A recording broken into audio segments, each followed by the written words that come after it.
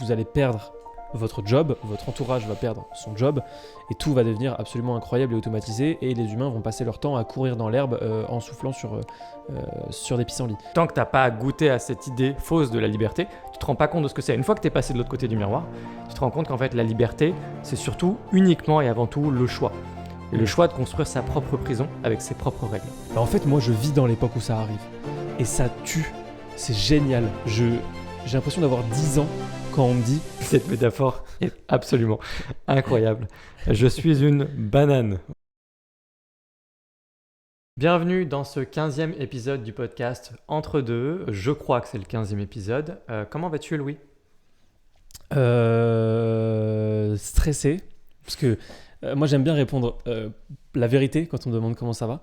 Ouais. Donc en ce moment stressé, fatigué, le cerveau rempli de tout un tas de choses et à part ça va.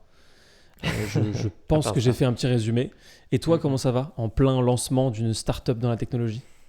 Ouais, alors je suis pas tout à fait lancé. Ce que je peux faire peut-être en début de podcast, c'est poser un peu le contexte pour les gens qui nous écoutent, même si les gens qui nous écoutent depuis un moment connaissent très très bien le contexte, mais c'est pas grave. Juste pour expliquer que déjà, dans un premier temps, ces prochaines semaines, ça va être un peu plus calme sur le podcast, puisque tu as ton déménagement, donc tu faisais référence à l'instant à ton déménagement à l'étranger et pas n'importe où, à Dubaï. Donc on va sûrement reparler là dans cet épisode. Ce qui fait qu'on va disparaître 2-3 semaines maximum, c'est ce qu'on s'était dit, hein, Louis, de toute façon, 2-3 semaines, 3 semaines maximum. Puis moi, en parallèle de ça, je lance une startup, ma plateforme Copylost, ma plateforme WordPress. Et donc ça aussi, ça me prend du temps, de l'énergie, et il se passe même plein d'autres choses en ce moment. Et donc du coup, je n'ai pas énormément de temps en plus pour le podcast, ça m'arrange un petit peu aussi. Donc je pense que quand on se retrouvera dans quelques semaines, on aura beaucoup plus de choses à se raconter, ça va être super intéressant pour nous tous. Tout à fait. Mais le timing veut qu'on va faire une petite pause. Alors je vous rassure, c'est pas du tout une façon détournée de vous dire que c'est la fin du podcast. C'est vraiment une pause, hein. On est super content de faire ce podcast, mais on va se retrouver dans 2-3 semaines. En tout cas, quand nous on tourne l'épisode, donc peut-être qu'on va le poster et que vous aurez des pauses un peu plus courtes de 15 jours ou un truc comme ça. Voilà, pour le contexte. Mais tout à fait. Effectivement, moi, ça va. J'ai pas mal d'actualités, il se passe pas mal de choses. Déjà, pour te répondre par rapport à Copylost, donc on a un petit peu de retard. Je suis tombé vraiment dans le piège classique du mec en marketing qui est un peu déphasé par rapport aux gens de l'équipe technique. Tu vois, j'ai eu un rendez-vous il n'y a pas très longtemps. Et comme on était entre personnes intelligentes, j'ai tout de suite compris de manière très subtile quand ils essayaient de me dire que ça allait pas forcément sortir cette semaine. Okay. Ils me le disaient jamais directement. J'ai dit les gars, j'ai compris. Vous inquiétez pas, on se comprend, ça sort pas cette semaine, c'est ok, il y a pas mort d'homme. C'est pas si pressé que ça. Faut pas non plus que ça sorte dans 10 ans. Mais il y a un petit peu de retard. Hein. Et comme je dis, c'est un piège assez classique en fait, ce décalage entre quand on en parle et on se dit ok, ça sort à telle date, etc. Puis plus on se rapproche de la date, plus il y a de trucs, plus il y a de tickets qui se rajoutent.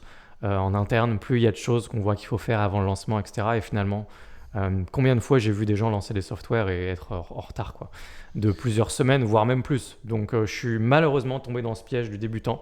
Je pensais vraiment que j'allais y échapper, mais je n'y ai pas échappé. Donc voilà, petit piège. Ouais, classique. Et je pense que c'est même pas le cas que pour les... Je pense que c'est un peu le cas pour tout. Moi, j'ai la même impression. Je ne sais pas si toi, ça a été le cas, parce que je sais que tu es beaucoup plus organisé que je ne le suis actuellement. Mais moi, à chaque fois que j'ai voulu sortir une formation, j'ai repoussé. Alors, je suis à 2, on va pas se mentir. Mais à chaque fois, j'avais une date lointaine. Je me disais, c'est très large, on a énormément de temps. Si on bosse tant d'heures par jour, on va pouvoir rabattre tellement de tâches.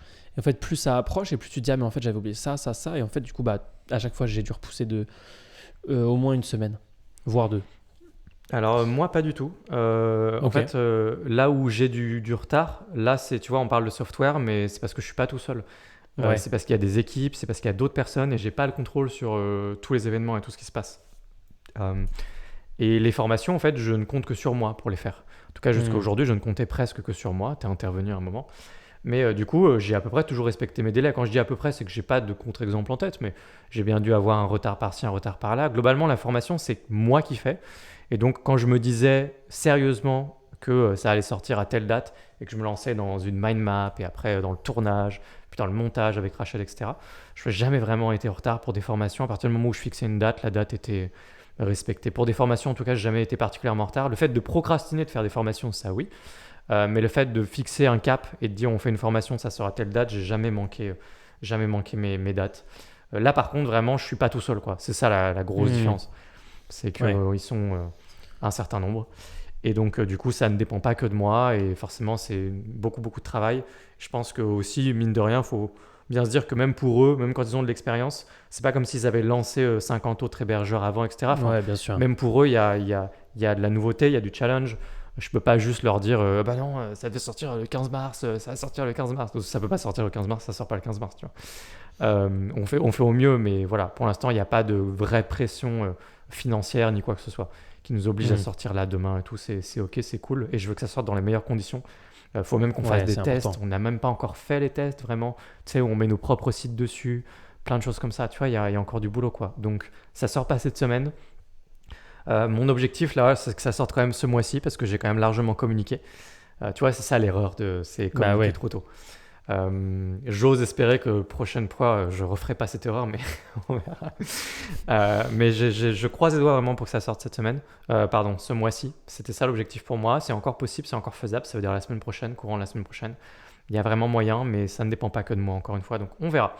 Mais moi en tout cas, je suis juste très excité à l'idée que ça puisse sortir enfin. J'ai pour l'instant zéro stress.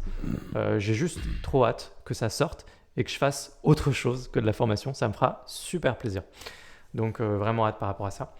Autre actualité, si tu veux, je peux rebondir tout de suite parce que je voulais t'en parler juste avant le podcast, mais je te partage ça matin. Je ne vais pas tout te partager. Il y a des trucs que je ne peux pas te partager encore, je pense. Je vais pas me partager à moi ou à eux? À eux. À toi, il n'y a pas de souci. Non, mais en même temps, je peux en parler, mais le problème, c'est qu'après, il va y avoir des attentes ou des trucs, donc je ne peux pas vraiment. Voilà. Donc, non, en fait, je vais pas en parler. Oui, garde. Ouais, je te donnerai plus de détails après le tournage. Mais du coup, je t'avais expliqué que WP Origami, j'avais mis ça un petit peu de côté et que j'avais pas vraiment de vision long terme dessus et que je voulais me concentrer sur Copylost. Pour toutes les raisons que j'ai évoquées, même dans d'autres épisodes, j'ai expliqué un petit peu, voilà, Copylost est un très gros projet, très grosse boîte, très grosses ambitions. WP Origami n'a vocation qu'à financer Copylost, c'était ça que je te disais. Et ces derniers jours, j'ai un petit peu remis ça en cause, je me suis remis un petit peu en question. Et en fait, ça fait plusieurs jours que je bosse sur une autre vision de WP Origami et que j'ai décidé en fait de ne pas abandonner WP Origami, notamment pour ne pas mettre tous mes œufs dans le même panier.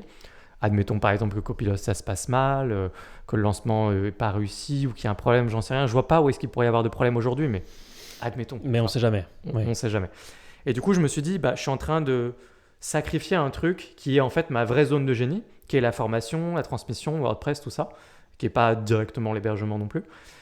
Et alors que je pourrais peut-être créer quelque chose de ça, et ça me demanderait beaucoup moins d'efforts, ça, parce que ce dont je parle, c'est peut-être créer une école de formation WordPress. Et pour moi, ça, finalement, c'est quand même moins d'énergie peut-être que Copylost. C'est pas forcément beaucoup de deep work, c'est beaucoup de recrutement, management, process, standardisation, des choses comme ça. Mais ça me demande pas autant d'efforts finalement pour moi que de tourner 50 formations WordPress dans l'année ou de faire des vidéos, des choses comme ça. Donc je me suis dit en fait l'effet de levier il est quand même important pour moi. Je suis dans ma zone de génie, c'est un truc que je maîtrise bien. Je bâtis quelque chose que j'ai déjà commencé à construire depuis 2019, sur lequel je suis super à l'aise. J'ai déjà pignon sur rue pour le faire. Et peut-être ça va pas me demander énormément d'efforts. Et en fait, je réfléchis à ça depuis plusieurs jours. Et donc là, on est parti dans cette direction. En tout cas, on fait un test. C'est une expérience. Donc, ce qu'on fait, c'est que en fait, la première fois que j'ai bossé avec un collaborateur, quelqu'un qui était externe à l'entreprise et qui faisait une formation pour moi, c'était toi. Et donc, c'était pour une formation pour apprendre le freelancing aux gens sur WordPress. Et ça s'est bien passé. Ça a été une opération qui s'est bien passée. Le contrat a été rédigé correctement. L'opération a été rentable. La collaboration derrière était fluide. Au niveau des process, le fait que derrière, il y a un forfait avec toi, que tu puisses t'occuper éventuellement du support ou de choses comme ça. Donc, en fait, tout ça, ça s'est bien passé. Et donc, j'aimerais renouveler cette expérience en me disant, OK, c'est pas juste parce que je suis tombé sur Louis Strafe, mais il y a d'autres Louis dans la nature, d'autres personnes qui sont intéressantes, qualifiées, compétentes, avec qui je pourrais bosser. Et donc, je renouvelle l'expérience là aujourd'hui avec quelqu'un qui serait plus un profil dev. L'idée étant de faire une formation pour prendre les gens qui font pas de code du tout et les amener beaucoup plus dans du code sans faire d'eux des développeurs, juste pour qu'ils gagnent en liberté dans WordPress. La nuance, la distinction est importante. Ça, c'est une formation sur laquelle j'aimerais bosser maintenant. Donc là, on a lancé les recrutements, la recherche d'un collaborateur.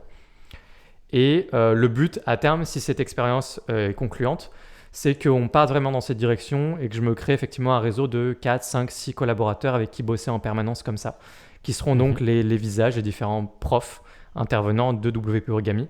Et donc, de ne pas sacrifier WP Origami, mais de le garder sur le long terme et d'en faire quand même une école de formation qui ne dépendra pas d'Alexis FH. C'est ça qui est important pour moi. Voilà. Et dans la vision, est-ce que du coup tu conserves le côté très formation en ligne sans accompagnement, ou est-ce que tu te dis que c'est l'occasion de peut-être mettre en place des coachings, des trucs comme ça, ou pas du tout?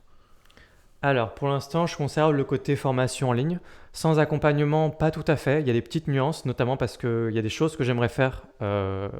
Donc voilà, je ne peux pas en dire plus pour l'instant. J'attends de voir comment ça pourrait se passer. Est-ce que ce sera du coaching? Pas forcément. En tout cas, il y aura une dimension supplémentaire à de la formation en ligne qui ne sera pas juste de la pure VOD. Il y aura des interactions, des choses, peut-être des devoirs à rendre, des trucs comme ça.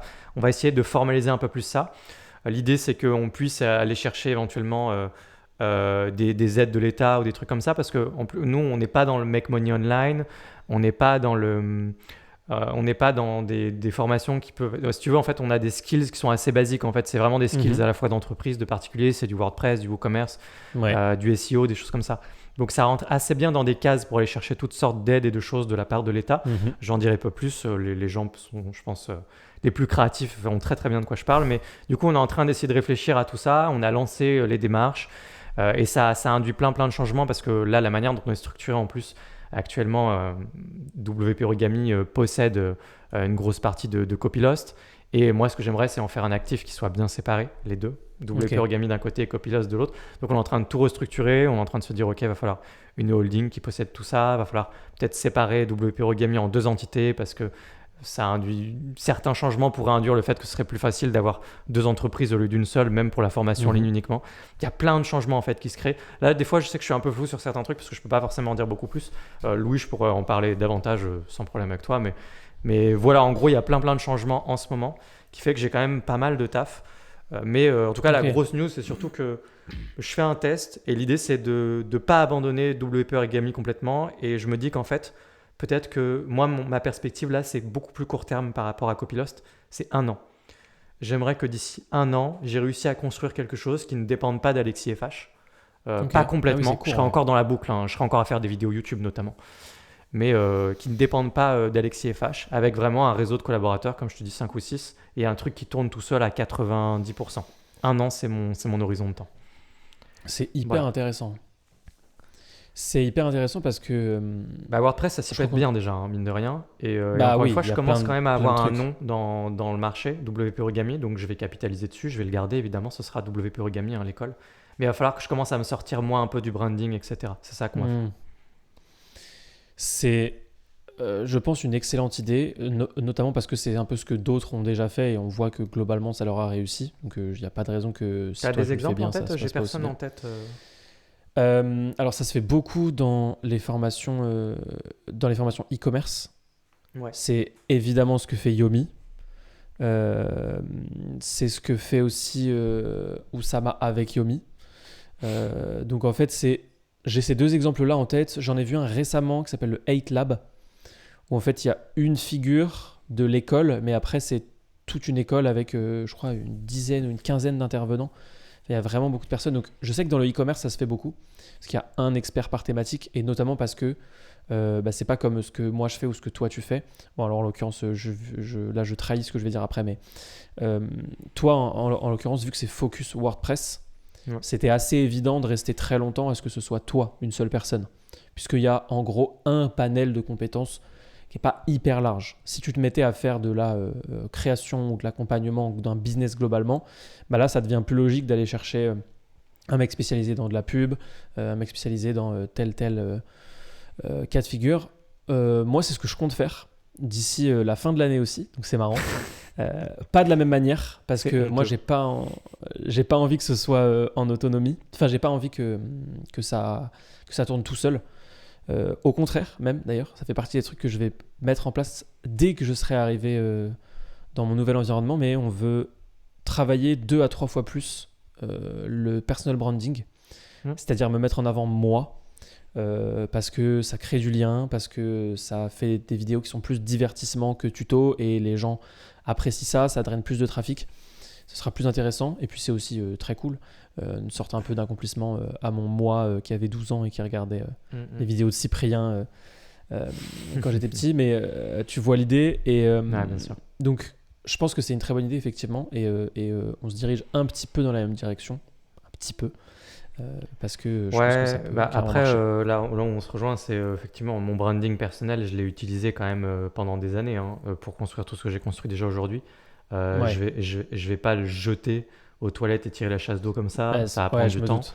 Je vais continuer de l'utiliser à 100%. Déjà, l'école que je décris, il y a une formation dans laquelle j'aimerais rester et rester le formateur, c'est la formation WordPress principale. Je Mhm. pense que je suis encore probablement la meilleure personne pour la faire. Mais ce n'est pas forcément le cas des autres formations, des autres compétences qui gravitent ensuite autour. Donc déjà, je vais rester là, tu vois, visible un certain temps. Ça peut durer des années au final. À partir du moment où si tu me dis, moi, que je dois entretenir une formation, bon, ça va, quoi. C'est pas comme aujourd'hui quand je dois en Oui. entretenir 10 à moi tout seul, normalement. Voilà, donc déjà ça. Et puis ensuite, le personal branding va rester ne serait-ce qu'au niveau des vidéos YouTube. Alors j'ai des idées de structurer les choses pour créer d'autres sources d'acquisition pour l'école en dehors de moi aussi, parce que j'ai un peu ce problème-là de ma chaîne YouTube principale. À qui elle va Mhm. appartenir à la fin, tu vois? Est-ce que ça va être vraiment un Ouais. Copylost? Est-ce que ça va être Origami? Il y a un moment où il va falloir que je dise à qui ça appartienne, même si la chaîne peut donner de la visibilité aux deux projets.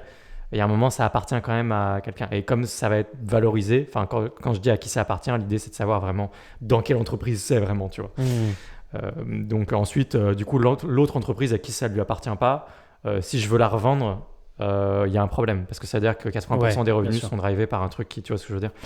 Donc voilà, donc il y a ce Très bien. truc-là. Donc j'ai des idées quand même de choses. Je vais pas aller trop vite en besogne et expliquer toutes mes idées dans le podcast. Mais en tout cas, moi, je vais rester faire des vidéos YouTube pendant très longtemps. Pour les deux projets, Copylost.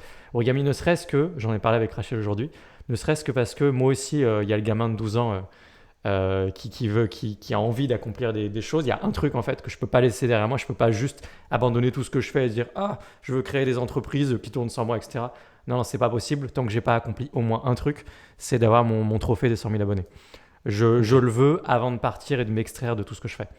Et si je commence à déléguer et à faire intervenir d'autres personnes, etc. sur la chaîne, et qu'on atteint petit à petit les 100 000 abonnés plus tard comme ça, c'est-à-dire que c'est une chaîne YouTube d'entreprise qui a Ouais. atteint les 100 000 abonnés, c'est nul.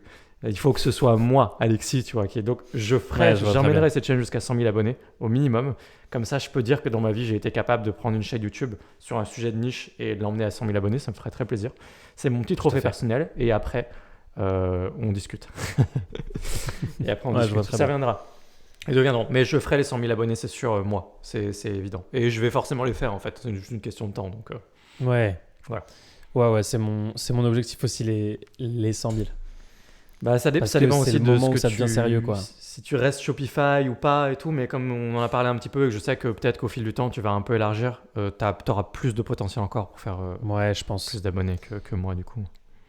Je pense. Au fur et à mesure. Et puis surtout, quand je disais personal branding, c'est qu'on va peut-être, et là, je me tire peut-être une énorme balle dans le pied si jamais on le fait pas, mais il y a de grandes chances qu'on le fasse, peut-être se mettre à faire des genres de vlogs.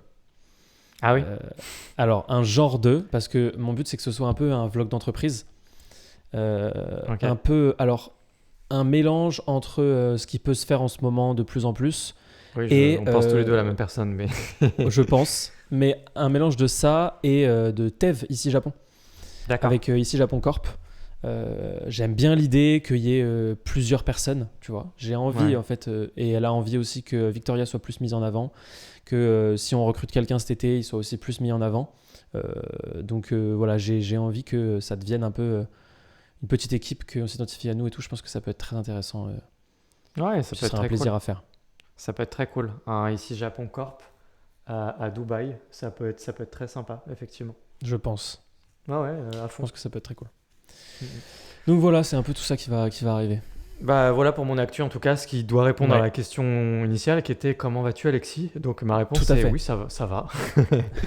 Ça va, mais il y a tout ça qui se passe et du coup ça fait pas mal soit de boulot ou aussi de charge mentale, de trucs à penser en disant putain il y a 50 trucs parce que là, tel que je suis en train d'imaginer, on est actuellement, moi j'ai actuellement deux sociétés et une micro-entreprise. Alors je sais pas si vous comptez, ceux qui nous écoutez, une micro-entreprise comme une société, pour ça je la mets un peu à part, mais j'ai une micro et deux sociétés et là dans ce que je viens de te décrire là, on va passer à...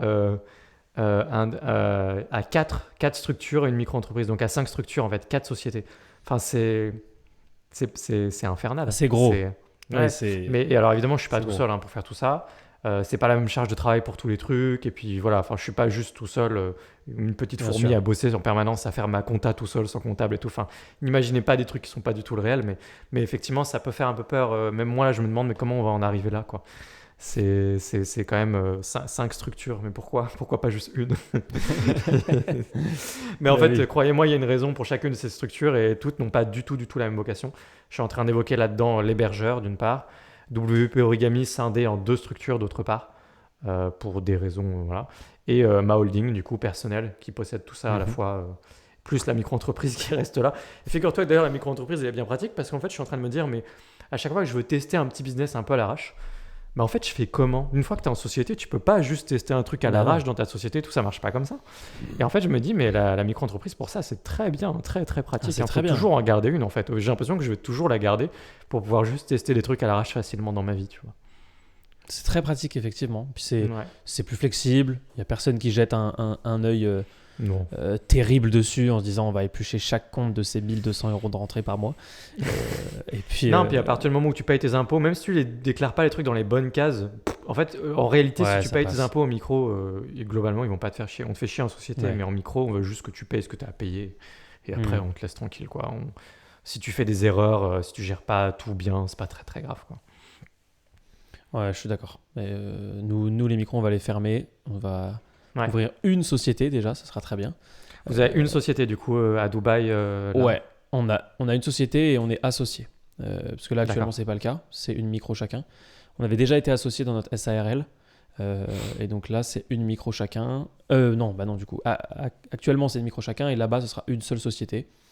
Et ça va rouler comme ça. On est à 60-40. Ça nous va très bien tous les deux. Et puis voilà. Ok. 60-40, c'est un beau partage. J'arrive pas à savoir si c'est ironique ou pas. Non, non, c'est généreux. Bah non, mais c'est très bien. Moi, je suis pas. Moi, du coup. 90. Hein? Non, mais Toi, t'es à. c'est-à-dire que moi, là, aujourd'hui, c'est marrant que tu me dises ça parce que du coup, je viens d'annoncer à Rachel que du coup, je lui proposais de rentrer dans ma holding parce qu'elle Oh, n'avait waouh. pas de part. Jusqu'à maintenant, elle était juste salariée des différents projets. Sauf que je suis très loin des 60-40, moi. Je lui ai proposé de rentrer dans la holding qui possède tout. La holding va posséder, du coup, au prorata de ce que tu as en part dans la holding, va posséder à la fois Copylost, WP Origami, etc. Donc, c'est vraiment intéressant. Attends, Mais je du peux coup, deviner. je Je suis peux pas du deviner. tout Rachel n'est pas du tout à 40%, quoi. Donc, j'ose même pas dire je- le chiffre. Je pense que je vais pas le dire, en fait. Là, vu que tu as dit 60-40, je pense qu'on va changer de sujet Ah maintenant. non. Ah Non, mais bah alors si. attends. Grosse différence. Nous, c'est pas une holding. Hmm. C'est notre première société à Dubaï. C'est juste une société. Enfin, et puis. C'est juste une société pour le business de formation. Quand il y aura une nouvelle société, ce sera forcément différent. Et si un jour il y a une holding, ce sera clairement pas 60-40. Là, c'est parce que, en fait, on a Comment ça, ce estimé. sera clairement pas 60-40? Pourquoi? Bah, parce que pour une raison toute bête qui déplairait à beaucoup de gens, mais c'est ce que je dis très souvent. On coupe. Tut. C'est un truc que je dis très souvent, c'est que, et c'est très honnête, je veux dire, on en parle avec Victoria, on le sait tous les deux, c'est vrai. Si elle n'existait pas, si elle n'était pas dans ma vie, je ferais la même chose. Je serais certainement beaucoup plus lent, beaucoup moins efficace, mais je ferais la même chose. Si moi je n'existais pas dans sa vie, elle ne ferait pas du tout la même chose. On en est sûr à 99%, puisque le 1% c'est Un bon raisonnement. c'est l'infinie possibilité. Et donc le fait d'avoir ce raisonnement et de se dire ok, en fait tout repose entre guillemets sur moi. C'est-à-dire que si moi à un moment, je sais pas, je tombe malade et en fait je suis malade pendant 3 ans, bah, clairement ça va se casser la gueule. Si elle tombe malade et qu'elle est malade pendant 3 ans, ça ne va pas se casser la gueule. Donc, on a réparti comme ça en se disant tout est basé sur moi. Ouais. Et puis, c'est aussi une question de responsabilité. Elle est très contente, très très contente qu'on soit pas à 50-50. Ça nous sérénise aussi tous les deux parce que 50-50 égale si à un moment il y a conflit, ça complexifie tout le conflit. Et le problème d'un conflit dans un couple, c'est que, on a déjà parlé dans le podcast où on était à Dubaï, ça crée conflit émotionnel. Et si sur l'émotionnel, tu viens mettre de l'argent, des sociétés, ça part en énorme bordel. Donc, on s'est dit, on va backer comme ça. Et en fait, on a fait ça pour plein de trucs. Le chien, il est à mon nom, par exemple. Et on se l'est dit dès le début. On s'est dit, ok, s'il y a un problème, c'était même avant qu'on l'ait, on s'est dit, s'il y a un problème entre nous, qui le garde? Ok, c'est moi. Et on fait ça pour tout. J'avais entendu un conseil important dans la continuité de ce que tu me dis là, c'est si jamais tu veux faire 50-50 dans un business, il faut jamais faire 50-50. Il faut au maximum faire 51-49. Il faut jamais laisser l'opportunité de faire qu'une situation reste bloquée ou qu'il y ait un problème de cette nature. Donc 51-49 au maximum, mais jamais 50-50. C'est un conseil que j'avais entendu d'un très bon créateur de contenu qui est plus fiscalité, investissement. Et voilà. Donc voilà, si jamais ça peut vous aider, vous qui nous écoutez. En espérant que certains d'entre vous ont également une holding familiale. Mais du coup, c'est quoi ce magnifique pourcentage que tu as gracieusement offert à Rachel ? 5%. Du coup, que j'ai c'est bien, je pensais que tu allais me dire moins que ça. En gros, la holding, c'est la holding familiale, quoi. En fait, c'est ça que ça. Le fait de faire rentrer Rachel, en quelque sorte, en fait, ça devient une holding familiale. Ouais. Et cette holding, en parlant tu sais comment elle va s'appeler ? Ouais. Ah non. Tu m'as tellement fait donner espoir. Si là on avait 1h30 et que tu étais dans mon canapé, j'aurais joué au jeu où je devine, mais ça peut être très long parce qu'il y a beaucoup de possibilités. Ouais. J'en ai parlé dans ce podcast. J'ai dit que si un jour j'avais une holding, je lui donnerais le nom d'un projet personnel qui m'a tenu à cœur pendant des années et auquel j'ai pas pu aller au bout. Et c'était un truc très important pour moi, un film que j'avais voulu faire, un long métrage que j'avais voulu réaliser et produire. Un film qui s'appelait Imagine, et j'avais dit que si je ferais une holding, je l'appellerais Imagine. Très bien, c'est une très belle boucle, c'est une magnifique boucle même. Ce sera le nom de notre holding du coup, qui possédera tout ça. Voilà. Très bien. Bon, c'est un partage c'est de l'actualité très très fraîche, très récente, encore en réflexion, pas du tout mature du tout ce que je vous partage là. Il y a des choses qui peuvent évoluer, bouger et tout. Je le dis aussi pour les gens qui nous écoutent, mais c'est le but de ce podcast aussi. On est en plein dedans, quoi. C'est le but de ce podcast, exactement, absolument. Mais voilà, comme ça vous avez une petite idée. Et puis peut-être l'actu la plus intéressante finalement, c'était de dire WP Origami, peut-être on va vraiment essayer d'en faire une vraie entreprise, une vraie deuxième entreprise, et pas juste un truc qui est voué à mourir parce que ça ne repose que sur moi, et une fois qu'on est à Copylost, on passe à autre chose. Et non, on veut quand même vraiment créer deux entreprises bien distinctes et les valoriser toutes les deux. Ok, ouais, très bien. Ouais, c'est intéressant. Et je suis content de cette nouvelle, moi. J'aime bien WP Origami. Bah moi aussi, je suis pas mal attaché même à l'univers de marque qu'on a créé. Et d'ailleurs, on va creuser, on va aller un peu plus dans cette direction. On va essayer d'affirmer un peu plus la marque WP Origami, parce qu'encore une fois, c'était pas mal Alexis FH. Plus que WP Origami, désormais, ce sera un peu plus WP Origami qu'Alexis FH. Mais encore une fois, ça va pas se faire comme ça. Là, ce que je te dis, on va voir comment ça évolue ces prochaines semaines, ces prochains mois. Mais je pense que vraiment, c'est pas si ambitieux que ça de se dire que j'ai fait 80 à 90% du job d'ici un an. Ok, ouais, c'est intéressant. Donc voilà. Et c'est marrant parce que du coup, moi, je me suis fait la même réflexion que ce que tu viens de faire avec WP Origami Alexis FH. Et moi, je me suis dit l'exact inverse. Il faut que ça devienne un peu moins Shopify OS et un peu plus Louis ST. Ouais, mais c'est parce que je connais un peu aussi tes ambitions sur le moyen terme, on va dire, même sur plusieurs années. Logique. Et toi, c'est logique. Je vois ce que tu essaies de construire, donc je vois pourquoi tu le fais. Et je pense que tu vois ce que moi j'essaie de construire, et donc tu vois probablement pourquoi moi je fais ce que je fais. Donc au moins on se comprend. Oui. Vous non, mais nous on se comprend. Non, exactement. Non, mais je veux dire, là ce que tu fais, si tu m'avais demandé des conseils sur quoi faire, je t'aurais dit fais ce que tu es en train de faire là maintenant. Tu vois, ça, c'est très bien, c'est logique. Et je pense que ce que je fais moi aussi est logique.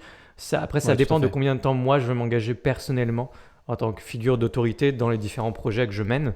Et que ce soit l'école, Copylost, etc. En l'occurrence, longtemps probablement, surtout pour Copylost, parce que ça a beaucoup de valeur pour Copylost que je reste longtemps dans la boucle, en tout cas sur le marché français, et ça représentera quand même, je pense, plusieurs millions d'euros que je m'investisse moi personnellement sur le marché français, donc je vais le faire.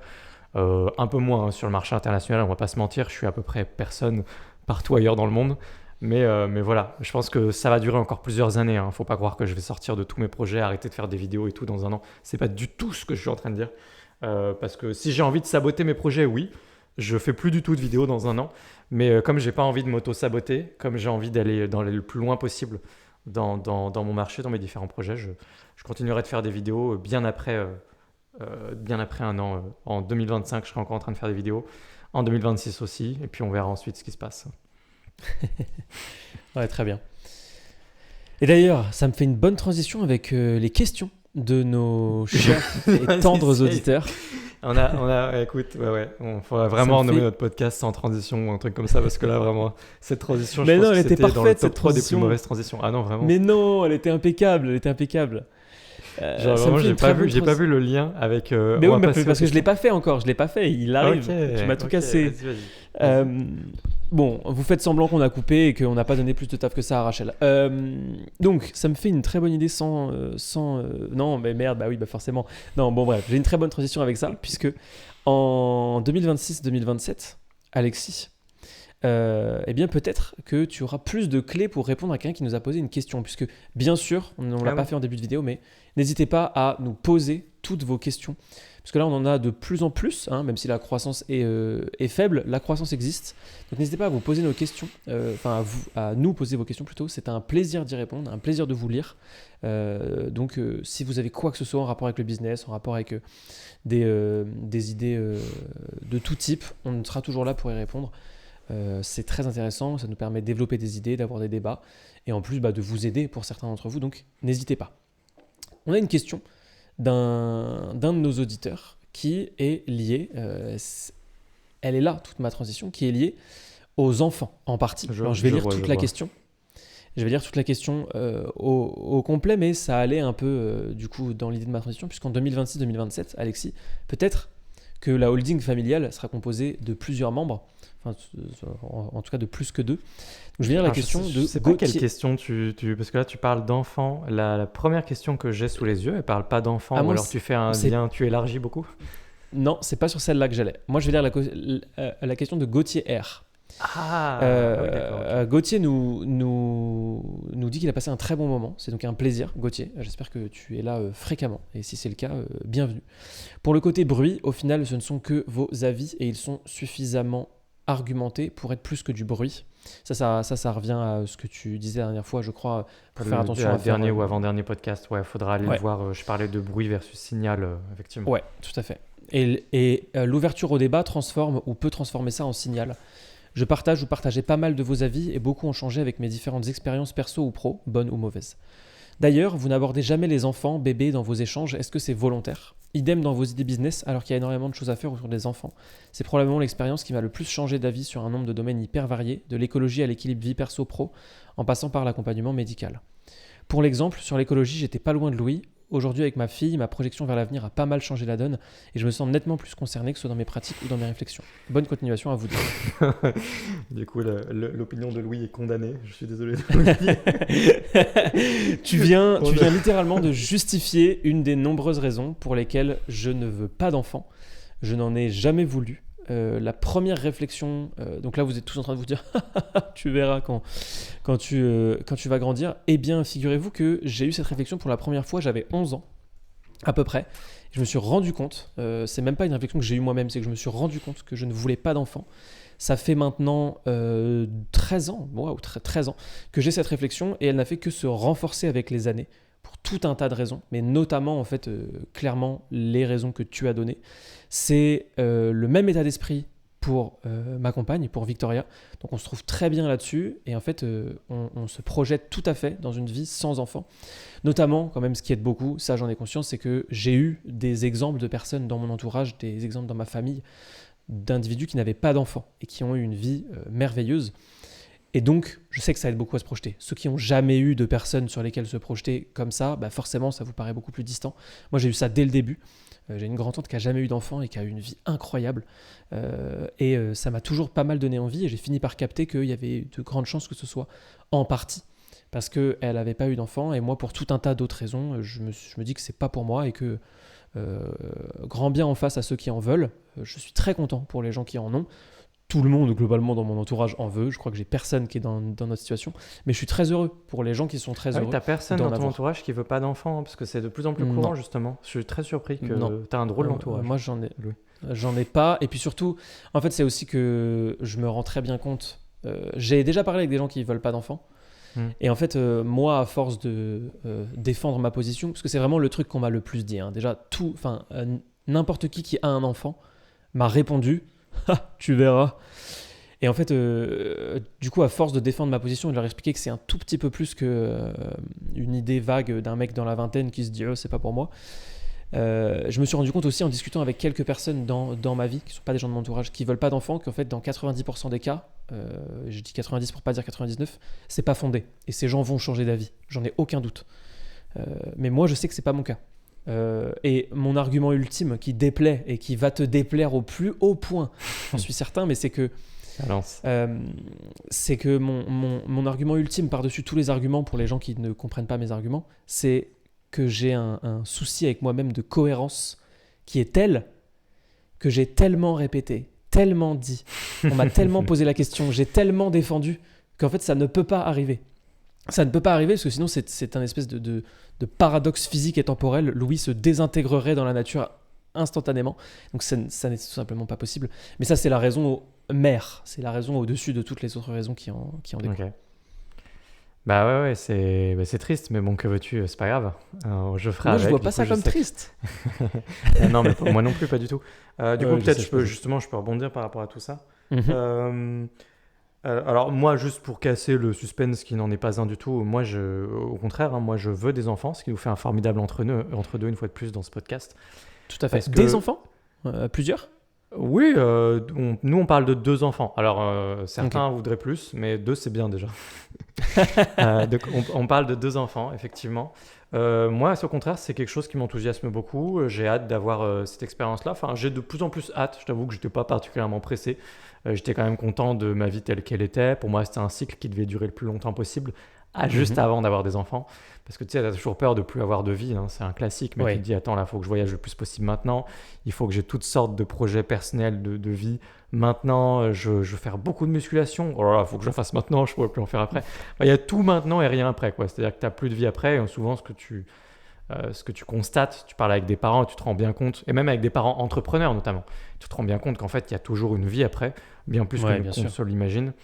Et que tu as toujours le temps de faire plein de choses et que ta vie ne s'arrête pas, et que tu es toujours un entrepreneur, tu peux toujours faire de la musculation, etc. Alors, il y a des premières semaines, premiers mois qui peuvent être un peu plus pénibles parce que se lever, se bouger toutes les 3 heures, etc., c'est pas évident, c'est sûr. Mais ça dure relativement peu de temps et après, ça transitionne vers autre chose. Et tu as toujours une vie, quoi.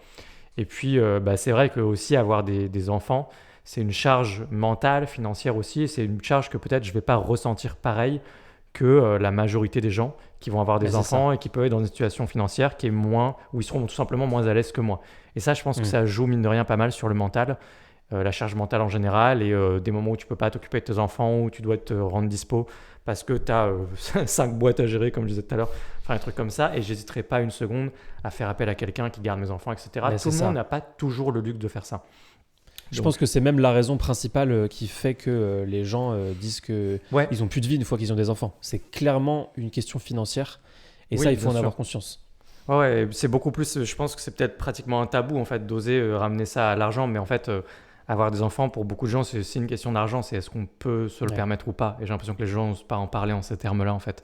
Et il y a des gens qui ne se disent pas est-ce que je veux des enfants ou pas, mais... Enfin si, ils se disent est-ce que je veux des enfants ou pas, mais en fait peut-être que le vrai sujet déguisé, c'est est-ce que j'ai vraiment les moyens, est-ce que je peux vraiment supporter la charge de 1 ou 2 enfants, quoi. Et ça peut être lourd. Et le système de 0,5 de part fiscale, ça aide un peu, mais ça aide pas tant que ça. Enfin, je veux dire, quand tu es au SMIC ou à peine au-dessus, ou à 1500 ou à 1700 et tout, ça dépend où tu vis, mais c'est compliqué. Donc effectivement. Maintenant... Moi, je trouve ça très respectable que tu veuilles pas d'enfants, parce que je pense que le plus important, c'est qu'on ait tous des chemins de vie différents. Et je pense qu'en vérité, si on est, toi et moi, absolument identiques comme 2 gouttes d'eau, ça peut finir par être un peu chiant, en vrai. On va se faire chier. On va se faire un petit peu chier. Et en fait, c'est déjà pas le cas, d'ailleurs. C'est déjà pas le cas. Et je pense que plus on cultive tous les deux aussi nos différences, et plus ça va être intéressant. Et c'est juste finalement un miroir du fait que dans la vie, il y a plein de chemins différents pour amener sa vie. Il y a plein de destinations différentes aussi pour mener sa vie. Parce que là, j'étais en train de penser à des trucs morbides et tout, donc on va pas pousser la métaphore trop loin. Mais il y a vraiment plein de façons de vivre sa vie différentes. Et en fait, je trouve ça hyper intéressant après d'échanger avec d'autres personnes et de se dire, ok, moi, je vais vivre dans tel endroit, je vais vivre ma vie de telle façon, j'ai tels objectifs de vie. Moi, je veux finir, je sais pas, danseur professionnel. J'ai regardé une émission de danse il n'y a pas longtemps, donc c'est le premier exemple qui me passe par l'esprit. Moi, je veux construire un empire immobilier, une dynastie familiale. Je veux avoir 5 enfants et avoir comment on appelle ça, une bague de... Une chevalière. Ouais, exactement, une chevalière. Il n'y a pas un autre terme, enfin un blaze, quoi, un blason. Ah oui, un blason. Et puis les autres, au contraire, pas du tout. Ils veulent. Enfin, moi, ce que j'aime bien, c'est la diversité. Tu vois, je vois ça comme une diversité écologique en quelque sorte. Mais quand je dis écologie, c'est plus un terme de biodiversité. Je parle plus de biodiversité que d'écologie. Mais j'aime le principe de biodiversité. Donc j'aime bien le fait qu'on soit tous un peu différents. Je trouve ça très respectable à une échelle individuelle. Je trouve ça évidemment triste à une échelle collective. Pas pour toi, et moi j'ai jamais les mêmes raisonnements à une échelle individuelle et collective, mais ouais, je suis d'accord. tout simplement parce que on est tous au courant que du coup on a des problèmes de vieillissement de population, et c'est vrai que les gens ont de moins en moins envie de faire des enfants, et j'ai revu les chiffres récemment, et c'est vrai que c'est un petit peu la merde quand même, ça va pas fort, particulièrement dans plus dans certains pays que d'autres, mais nous par exemple je crois que notre taux de renouvellement il doit être à 1,60, 70, je sais plus, un truc comme ça. Ouais, moi j'ai 1,70 en tête. Ouais, alors qu'il faut 2,15 minimum normalement pour renouveler une population. Donc moi je trouve que ça pue un peu quand même, c'est vraiment dommage, et je trouve que c'est dommage qu'il y ait une ambiance générale, parce que la plupart des gens n'ont pas envie de faire des enfants, c'est pas pour tes raisons, oui, tu vois, c'est pour d'autres raisons, mais bien sûr, pour des raisons financières, des raisons écologiques, etc. Donc je pense que c'est malheureusement pas toujours les bonnes raisons, c'est les bonnes raisons à une échelle individuelle, les gens ont raison de prendre les décisions qu'ils prennent, je vais pas remettre ça en cause, mais c'est les mauvaises raisons à une échelle collective, je trouve. C'est vachement emmerdant, et j'aimerais bien quand même qu'on se retrouve à nouveau avec un super taux de natalité de 3 en France, et que tout le monde fasse des enfants, et que tout aille bien et tout, et qu'on se dise pas qu'on fait pas d'enfants parce que ça va pas, parce que c'est la guerre, parce que sinon à chaque fois qu'il y avait une guerre, si les gens faisaient pas d'enfants parce que c'était la guerre à chaque fois, on serait probablement déjà tous plus là. Ouais. Donc ça m'embête beaucoup à une échelle collective encore une fois, mais à une échelle individuelle je respecte ça complètement, parce qu'on a tous des raisons différentes, et je peux pas juger et forcer les gens à faire des enfants, c'est pas mon propos quoi. Ouais, c'est très intéressant, et en plus moi les raisons qui me dérangent le plus, c'est les raisons de supposition, d'influence, quand ton idée ne vient pas de toi en fait. Et c'est malheureusement ce qui est le cas de la plupart des gens qui veulent pas d'enfants. L'idée vient pas d'eux. Alors si on commence à partir dans des considérations métaphysiques, aucune idée ne viendrait de nous, mais je parle quand ça vient concrètement pas d'eux du tout quoi. C'est juste qu'ils se disent ok, c'est mon action écologique, c'est mon action parce que je veux pas lui infliger une vie trop terrible. Ça, j'ai un peu l'impression que c'est dommage, et que globalement, si ça fait des siècles si ça fait des millénaires que ça marche comme ça, c'est peut-être que ça marche en fait à peu près comme ça. Donc mais voilà, pourquoi on en... Alors, je sais pas en fait, d'ailleurs, je réponds à la vraie moi question je sais pourquoi on n'en a pas parlé jusqu'à maintenant. Parce qu'on n'en a pas parlé jusqu'à maintenant, c'est tout. Oui, voilà, c'est ça, c'est tout. Non, bien sûr. Il y avait pas tabou, et on n'a pas contourné ce sujet à un moment. À aucun moment, aucun sujet nous a amené à parler d'enfants, en l'occurrence. Donc là, voilà, je pense que c'est assez clair pour ceux qui nous écoutent. Louis ne veut pas d'enfants, moi j'en veux. Voilà, ce qui nous permettra d'avoir l'occasion d'échanger par rapport à ça le jour où j'en aurai, justement. Ça va être intéressant, je pense. Ouais, tout à fait, parce que moi j'en veux pas, mais je suis ravi qu'on me partage, qu'on m'explique. J'ai de la famille qui a des enfants, j'ai des amis qui ont des enfants récents, je veux dire, et c'est un plaisir de voir comment ça grandit, ce qui se passe dans la vie des parents aussi et tout. Donc ça, on les amènera toujours dans le chalet en Finlande. Et exactement. Et ils garderont les enfants pendant qu'on ira faire une randonnée. Je laisserai les enfants juste à Louis. Il s'en occupera personnellement, il restera tout seul avec les enfants, pendant que nous on ira tous, même avec Victoria, faire une randonnée. Mais on laissera juste Louis avec des enfants. Et là, t'es un enfoiré parce que tu leur fais croire que ça va me déranger, mais pas du tout, évidemment. J'en veux pas à moi. Moi, j'en veux pas. Mais évidemment, ce sera un grand plaisir de vous libérer du temps quand ils seront abominables et que votre vie sera terrible. Après, sa question aussi, c'est pourquoi on ne parle pas de la parentalité en général, mais en fait, on ne parle pas de la parentalité parce qu'on n'est pas parent, tout simplement. Donc, ouais, on n'est pas concerné. Je vous assure que j'en parlerai volontiers le jour où je serai parent. Je vais pas vous en parler à tous les épisodes, c'est pas le but. Après, ce sera juste, puis ça vous intéressera pas forcément non plus. C'est un podcast business, je ne sais pas si vous le savez, même si des fois on parle de looks maxing. Donc on parlera de parentalité avec plaisir à l'occasion, notamment les liens avec comment je gère ma vie et tout, surtout par rapport à ça. Mais après voilà, on va pas forcément en parler plus que nécessaire. Ça viendra quand ça viendra. Mais là effectivement, on était sur un horizon dont on parlait là juste ici de 1 an, de 2 ans, etc. Ça va arriver dans ces eaux-là, me concernant. Ça va pas, ça devrait plus tarder. Voilà. Et une partie de sa question qui était intéressante, du coup, qui est pour l'exemple sur l'écologie, j'étais pas loin de Louis. Aujourd'hui, avec ma fille, ma projection vers l'avenir a changé. Moi, typiquement, du coup, ça fait partie des raisons qui font que c'est pas quelque chose qui me touche, quoi. À chaque fois, c'était un des arguments que tu m'avais donné au tout début, d'ailleurs, qui est un argument compréhensible. C'est oui, mais les générations futures, si t'en as rien à foutre de l'écologie, c'est que t'en as rien à foutre des générations futures. Oui. C'est à peu de choses près ça. J'ai dû dire ça juste pour essayer de challenger, tu sais, pour essayer de trouver un trou de souris quelque part et dire attends, où est-ce que je pourrais m'engouffrer. Ah ouais, parce que moi je me forme, enfin c'est jamais un argument que j'utilise réellement en fait. Oui, je me doute bien. Voilà, enfin je veux dire, même si c'est la fin du monde, même quand moi à mes vieux jours à 80 ans c'est pas drôle non plus, enfin c'est, voilà, fin du monde pas drôle de base. Oui, donc, c'est ça en fait, c'est que évidemment fin du monde pas drôle, même si c'est juste mes neveux ou mes arrière-petits-neveux, c'est quand même pas drôle évidemment, donc, mais ça me touche pas directement et j'ai l'intime conviction que la planète ne va pas exploser avant que je meure, la planète ne va pas exploser avant que mes arrière petits-neveux meurent, et tout le monde va manger de la viande et ça va très bien se passer. J'en ai l'intime conviction, en tout cas tous ceux qui vont se bouger le cul, donc ça me dérange pas trop pour toutes ces raisons-là. Ce qui me fait penser à une vidéo que j'ai regardée il y a pas très longtemps, qui était folle sur une prospective sur le futur.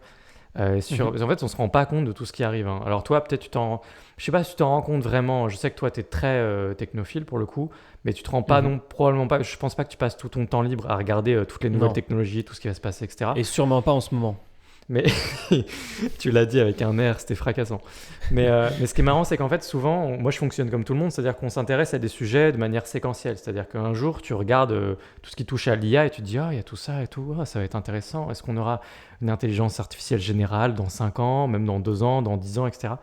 Ok, je passe à autre chose. Sujet suivant. L'exploration spatiale, intéressant, on va coloniser Mars dans 10 ans, etc. Intéressant, ok. Et puis je passe à autre chose.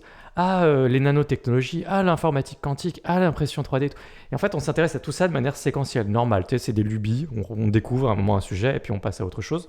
Parce que c'est pas notre hobby vraiment, on passe pas plus de temps que ça sur ces sujets. Et puis un jour, comme moi, il y a quelques jours, je me suis dit, mais en fait, il n'y a pas ça, puis ça qui arrive. Il y a tout ça qui arrive en même temps. Bah oui. C'est-à-dire qu'en fait, je pense que les gens ne se rendent pas compte de à quel point le monde va être différent dans 10 ans, dans 20 ans, vous ne vous rendez pas compte. Ça, c'est plus angoissant qu'autre chose. Alors moi, je trouve ça plus excitant qu'autre chose, mais angoissant dans le sens où je n'ai pas compris du tout dans quel monde on allait vivre dans 20 ans. J'ai vraiment pas compris à quoi va ressembler le monde. J'essaie de retrouver la vidéo juste pour retrouver le récap écrit de ce qu'il y avait dans la vidéo. Ce serait super intéressant si tu peux meubler le temps que je trouve la vidéo. Comme ça, on va passer un bon 5-10 minutes dessus, ça peut être très intéressant. Je peux tout à fait meubler en disant que moi, globalement, c'est quelque chose qui me hype énormément. Je sais que tout ça arrive, je sais que je vais le vivre.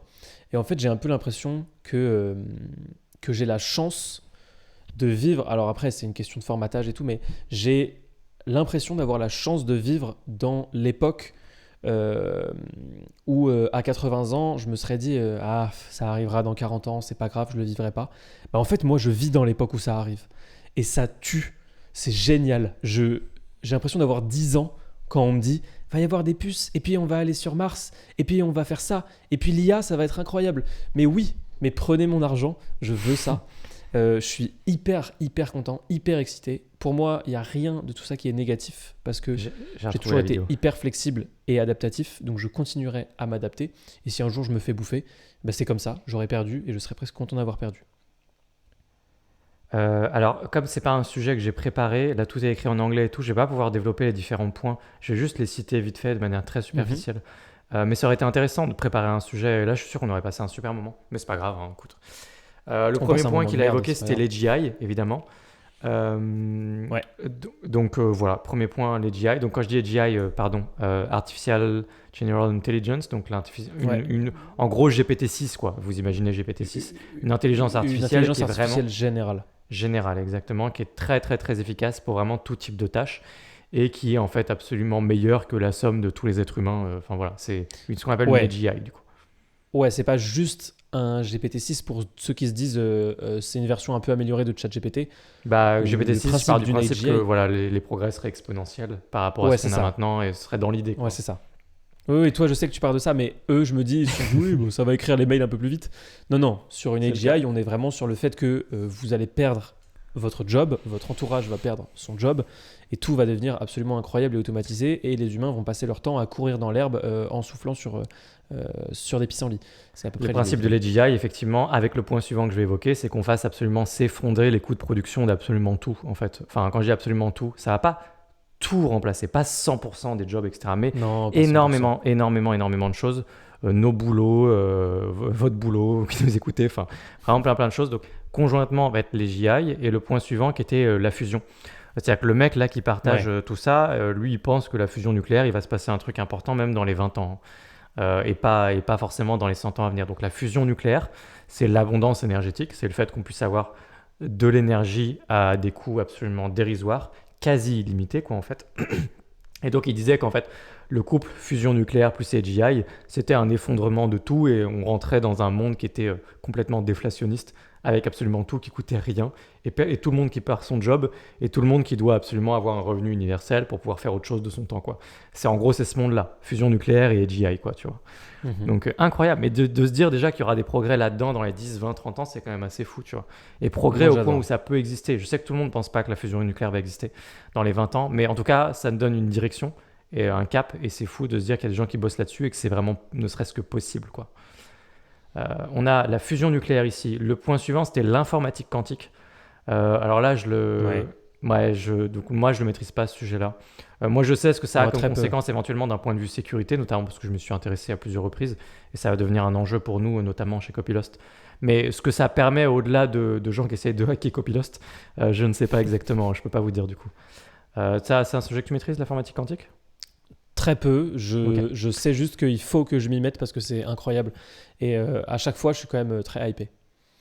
On a ensuite les biotechnologies en général et le fait que finalement, on va pouvoir redéfinir notre propre hardware. Quand je dis notre hardware, c'est notre corps humain, finalement. C'est-à-dire, si on va sur Mars demain, on va pouvoir dire, bon, alors est-ce que je peux adapter mon génome pour pouvoir mieux évoluer, mieux survivre dans un environnement avec peu d'oxygène, etc. Hop, tu appuies sur 3 boutons et ensuite tu peux aller sur Mars beaucoup plus facilement. Enfin là, je suis en train de délirer, mais vous voyez l'idée, quoi. C'est-à-dire qu'on va pouvoir très facilement éditer notre ADN, coder des trucs, changer des choses, avoir des enfants où on décide de la couleur des yeux, des cheveux, éviter toutes les maladies, changer des choses, etc. Tous ces trucs-là, quoi. Choisir la couleur des yeux, des oui, cheveux, j'ai déjà entendu, mais comme possible. je me suis très peu intéressé, j'arrive pas à avoir le temps. C'est fou quand même le nombre de sujets hyper intéressants qu'il y a dans la vie. T'as pas le temps. C'est trop frustrant. Si tu peux avoir des journées de 48 heures, dont 24 heures à rien faire. Ouais, c'est ça. Mais oui, c'est déjà possible. C'est illégal dans l'écrasante majorité des pays, voire tous. Mais il y a quelques États américains notamment où les lois sont... Il y a quelques petites possibilités. Il y a des petites choses qu'on a le droit de modifier, ce qu'on appelle l'eugénisme. Si vous n'avez jamais entendu parler, allez vous intéresser à ça parce que c'est très, très, très intéressant. Le vrai sujet de fond de la biotechnologie, c'est de dire on veut vivre pendant 1000 ans. C'est ça le sujet. C'est le sujet de la longévité, tout simplement, de régler les maladies, etc., d'être en super forme, super santé, sans rien faire. Évidemment, c'est important. Enfin, c'est tous ces sujets-là, quoi, du coup. Biotech. Et pour me ouais, vas-y. Et pour me faire l'avocat de personnes avec lesquelles je ne suis pas du tout d'accord, le gros contre-argument de ça, c'est évidemment de dire que ça va créer des super-humains qui, eux, seront riches et qui vont vivre très longtemps, et des sous-humains qui, eux, seront pauvres et vont mourir à 30 ans. Mais c'est le contre-argument principal. Faites-en ce que vous voulez. Perso, j'y crois que dalle. Non, mais il y aura toujours des inégalités. Mais en fait, on ne cherche pas à effacer les inégalités. On cherche à ce que les points les plus bas soient toujours plus hauts, en fait. Donc, on veut une variabilité qui aille vers le haut, c'est tout. Et à partir du moment où les gens pauvres de demain, c'est des gens qui sont en très bonne santé, qui vivent bien, etc., il n'y a plus de problème, quoi. On ne cherche pas à ce que tout le monde soit pareil. Mais je ne doute pas que tu sois d'accord avec moi, Louis, là-dessus. Bah oui, c'est ça. Là, tu prêches un convaincu. Exactement. Donc, au final, là, on est passé sur AGI, fusion nucléaire, informatique quantique, biotechnologie. Et voilà. Et il n'a pas dit d'autres trucs dans sa vidéo. Après, en fait, il a... développé sur les conséquences économiques et il a fait quasiment une thèse en fait. La vidéo était super intéressante, mais il y a plein d'autres sujets. On n'a pas parlé d'impression 3D par exemple, des fois on en parle, j'ai l'impression que c'est un sujet quand même pour le futur. Il n'a même pas parlé de robotique. Enfin, tous ces sujets-là vont avoir un effet boule de neige incroyable, vont s'entremêler et vont créer un futur dans 20 ans, parce que tout ce qu'il décrivait c'était ne serait-ce que d'ici 20 ans, auquel on s'attend probablement pas du tout, quoi. Je me demande dans quel monde on va vivre dans 20 ans, quoi. C'était vraiment ça mon point au final. Qu'est-ce qui va se passer dans 20 ans ? On se rend pas compte du monde. Et ça fait une transition parfaite avec Laurence Boudard qui nous pose la question. Je t'ai complètement tendu la perche. Je me suis demandé si tu allais la saisir ou pas, mais tu saisis les perches. Évidemment, je suis toujours prêt à saisir. À quoi ressemblera l'entrepreneuriat en 2050 ? Je laisse la question vaste, vous pouvez l'aborder sous l'angle que vous voulez. C'est gentil, mais du coup c'est effectivement très vaste, mais tu as bien fait. Et deuxième question, pour chacun de vous, que veut dire la liberté ? Je propose qu'on commence par la première. Tout de suite. Donc, à quoi ressemblera l'entrepreneuriat en 2050 ? Donc, la question est laissée vaste volontairement. Je vais te laisser répondre, Alexis. À quoi ressemblera l'entrepreneuriat, père Alexis ? C'est marrant parce que du coup, je trouve cette question, elle est liée à la question d'avant. Sur la parole. Parce que je me rappelle, ça remonte à il y a quelques jours. Je regardais un contenu d'un créateur où il répondait à la question qu'est-ce que feront mes enfants plus tard ? Est-ce que je veux les envoyer à l'école ou pas à l'école ? Est-ce que l'école c'est bien, pas bien, etc. Pas du tout le sujet là de maintenant. Et du coup, il répondait oui, mes enfants ils feront bien ce qu'ils veulent. Ils seront soit ils peuvent être artisans, ils peuvent faire beaucoup d'études ou pas du tout. Ils iront à l'école ou pas, peu importe. En fait, ils feront ce qu'ils veulent dans la vie du moment qu'ils aient un plan. Qui savent un peu où ils vont et qu'ils ont un objectif, quelque chose, je les laisserai aller ou faire ce qu'ils veulent, quoi. En fait, c'était ça son propos. Et ce que je trouvais intéressant dans sa réponse, c'est que j'ai l'impression qu'il ne tenait pas compte du tout, mais pas du tout, du fait que le monde dans 20 ans, ce n'est pas du tout le monde d'aujourd'hui. Et donc ça rejoint la question des enfants juste avant. Donc je peux la prendre dans cet angle-là, en l'occurrence, dans sa question, parce qu'en fait on s'était posé la question il y a quelques jours comme ça avec Rachel, justement, en disant mais ils feront quoi nos enfants ? Ça nous est arrivé plein de fois de nous poser la question. Qu'est-ce qu'ils feront nos enfants ? Est-ce qu'on les laissera est-ce qu'on les forcera à reprendre l'entreprise familiale et faire des enfants tristes, forcés de devoir absolument reprendre les rênes de l'entreprise alors qu'ils n'en ont pas envie parce qu'eux ils ont une âme d'artiste et ils veulent faire de la peinture, etc. Ou alors, au contraire, est-ce que ce seront de grands sportifs ? On va les mettre à 1 an à faire du piano, du jujitsu et plein de trucs trop cool comme ça. Ou alors, est-ce qu'ils seront des passionnés, je sais pas, est-ce qu'ils seront médecins ou peu importe. En fait, on se posait la question de qu'est-ce qu'ils allaient devenir, ces enfants. Et en fait, je me suis dit sur le moment, mais on peut pas du tout prendre le monde d'aujourd'hui et juste se dire nos enfants, ils vont faire ça en 2050 ou dans 20 ans. Dans 20 ans, c'est en 2045. Donc à supposer qu'on ait des enfants dans les mois à venir, dans les 1 an à venir, dans les 2 ans à venir, 2045 par là, ils auront 20 ans. En fait, les métiers qu'on a aujourd'hui, je pense qu'on ne se rend pas compte à quel point ils vont être chamboulés, surtout dans la mesure où on a une majorité de métiers qui sont quand même du tertiaire. Autant dire que ça va être un carnage, je pense. Mais avec tout ce qu'on vient de dire juste avant, on parlait juste avant des GI, on parlait de fusion nucléaire, on parlait de biotech, on parlait de tout ça. Je pense que le monde va radicalement changer. Et je pense que, plus généralement, à quoi ressemblera le monde en 2050 ou en 2045 ? Probablement pas grand-chose à voir avec le monde d'aujourd'hui, sur plein d'aspects, parce que si jamais il y a pas mal de choses dont on parle régulièrement qui se concrétisent, intelligence artificielle générale, fusion nucléaire ou pas fusion nucléaire, tous ces trucs-là, il y a des tas de boulots qui ne peuvent pas rester tels quels aujourd'hui, ça va trop changer. Donc on ne peut pas juste se dire, moi souvent ce qu'on fait c'est qu'on prend même les études que moi j'ai fait par exemple, tu dis est-ce qu'il va faire STI, ST2S, tu sais, des trucs de réflexion de comme moi, en plus mes réflexions à moi c'était il y a 10 ans quoi. Non pas il y a 10 ans, c'était il y a 15 ans. Et déjà aujourd'hui, il n'y a rien les trucs ont tout a changé. Et on ne se dit pas STI aujourd'hui, je ne sais pas comment on dit, je le saurai quand j'aurai des enfants. Voilà, toi tu connais peut-être, c'était plus récent pour toi. Oui. Parce que tu as eu le choix à un moment de faire STI, ça n'existe plus déjà ce truc. Si. C'était les filières technologiques. Si, moi STI ça existait encore, ST2S ça existait encore. Moi tout ça j'avais dans mon lycée, tous ces trucs-là vont changer encore plus dans 20 ans, quoi. Ça n'existe plus maintenant. L'entrepreneuriat de 2050, de toute façon, c'est pas les fondamentaux sont toujours les mêmes. L'entrepreneuriat, c'était les mêmes il y a 2000 ans, ce seront les mêmes dans 20 ans. Mais la forme que ça va prendre, elle va probablement radicalement changer parce que ça se trouve dans 20 ans, on est dans un monde dans lequel il y a un revenu universel, dans lequel il y a plein de gens qui sont pas obligés de bosser, dans lequel je sais pas en fait le monde dans lequel on sera dans 20 ans. Les fondamentaux pour moi, c'est un peu la réponse bateau que j'allais donner, mais pas si bateau que ça quand on y pense.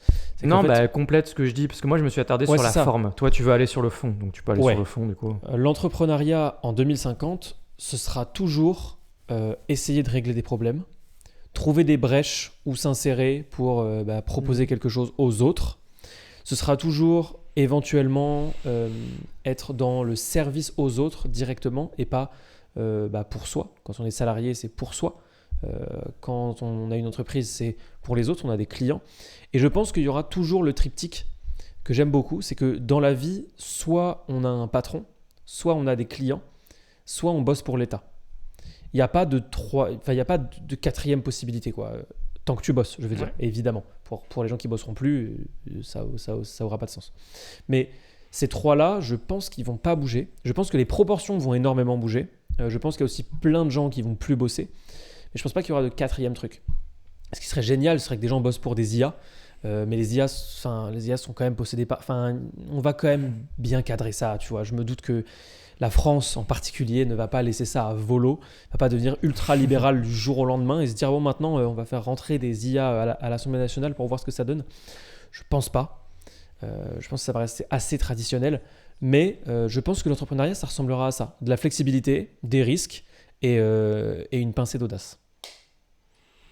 Y a quand même des fondamentaux qui sont un peu bousculés, où moi je me pose question.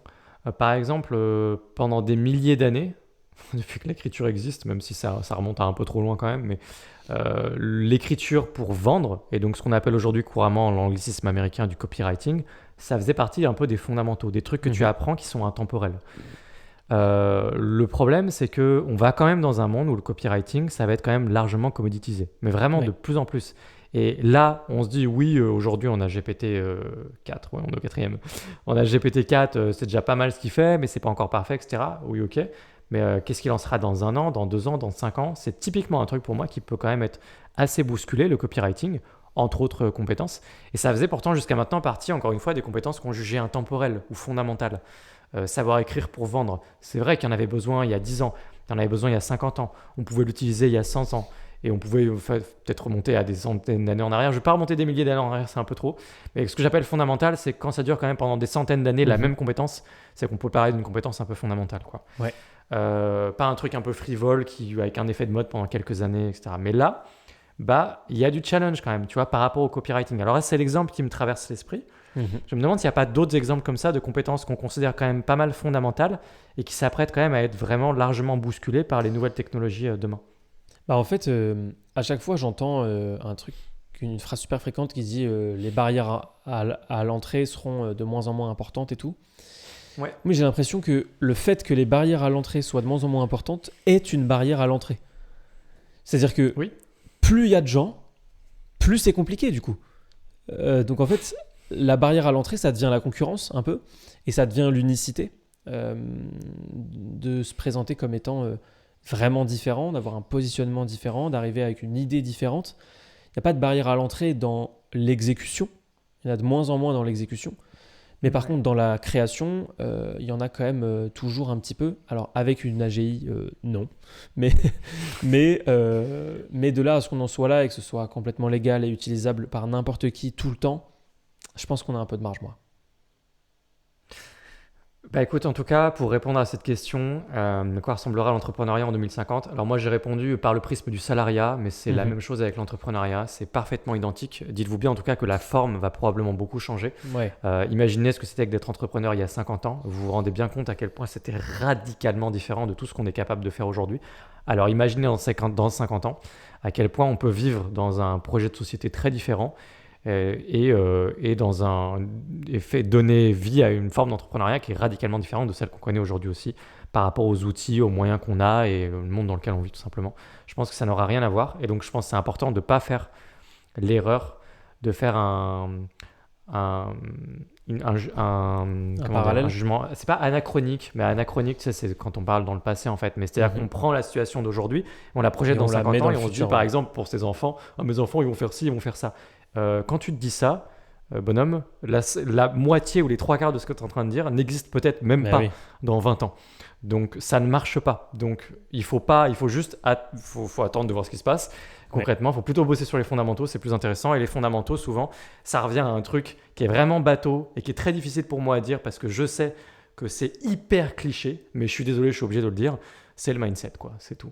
C'est ça, et en fait. voilà, on peut se moquer autant qu'on veut du mindset et tout, parce que je suis le premier à faire preuve de cynisme moi je pourrais regarder des vidéos de mindset en rigolant en permanence, avec une bière et une pizza. Je suis pas très bien, et je mange pas souvent des pizzas, mais je pourrais faire un effort et passer une bonne soirée, regarder des vidéos mindset, David Laroche, ou ce que vous voulez, qui sont des gens tous très sympathiques, mais la vérité c'est que ça reste le fond de, voilà, si vous voulez être sûr de vous en sortir dans 50 ans, ou dans 20 ans, en 2050, travaillez simplement sur votre état d'esprit et vous voyez ce que vient de dire là par exemple Louis, c'est intéressant.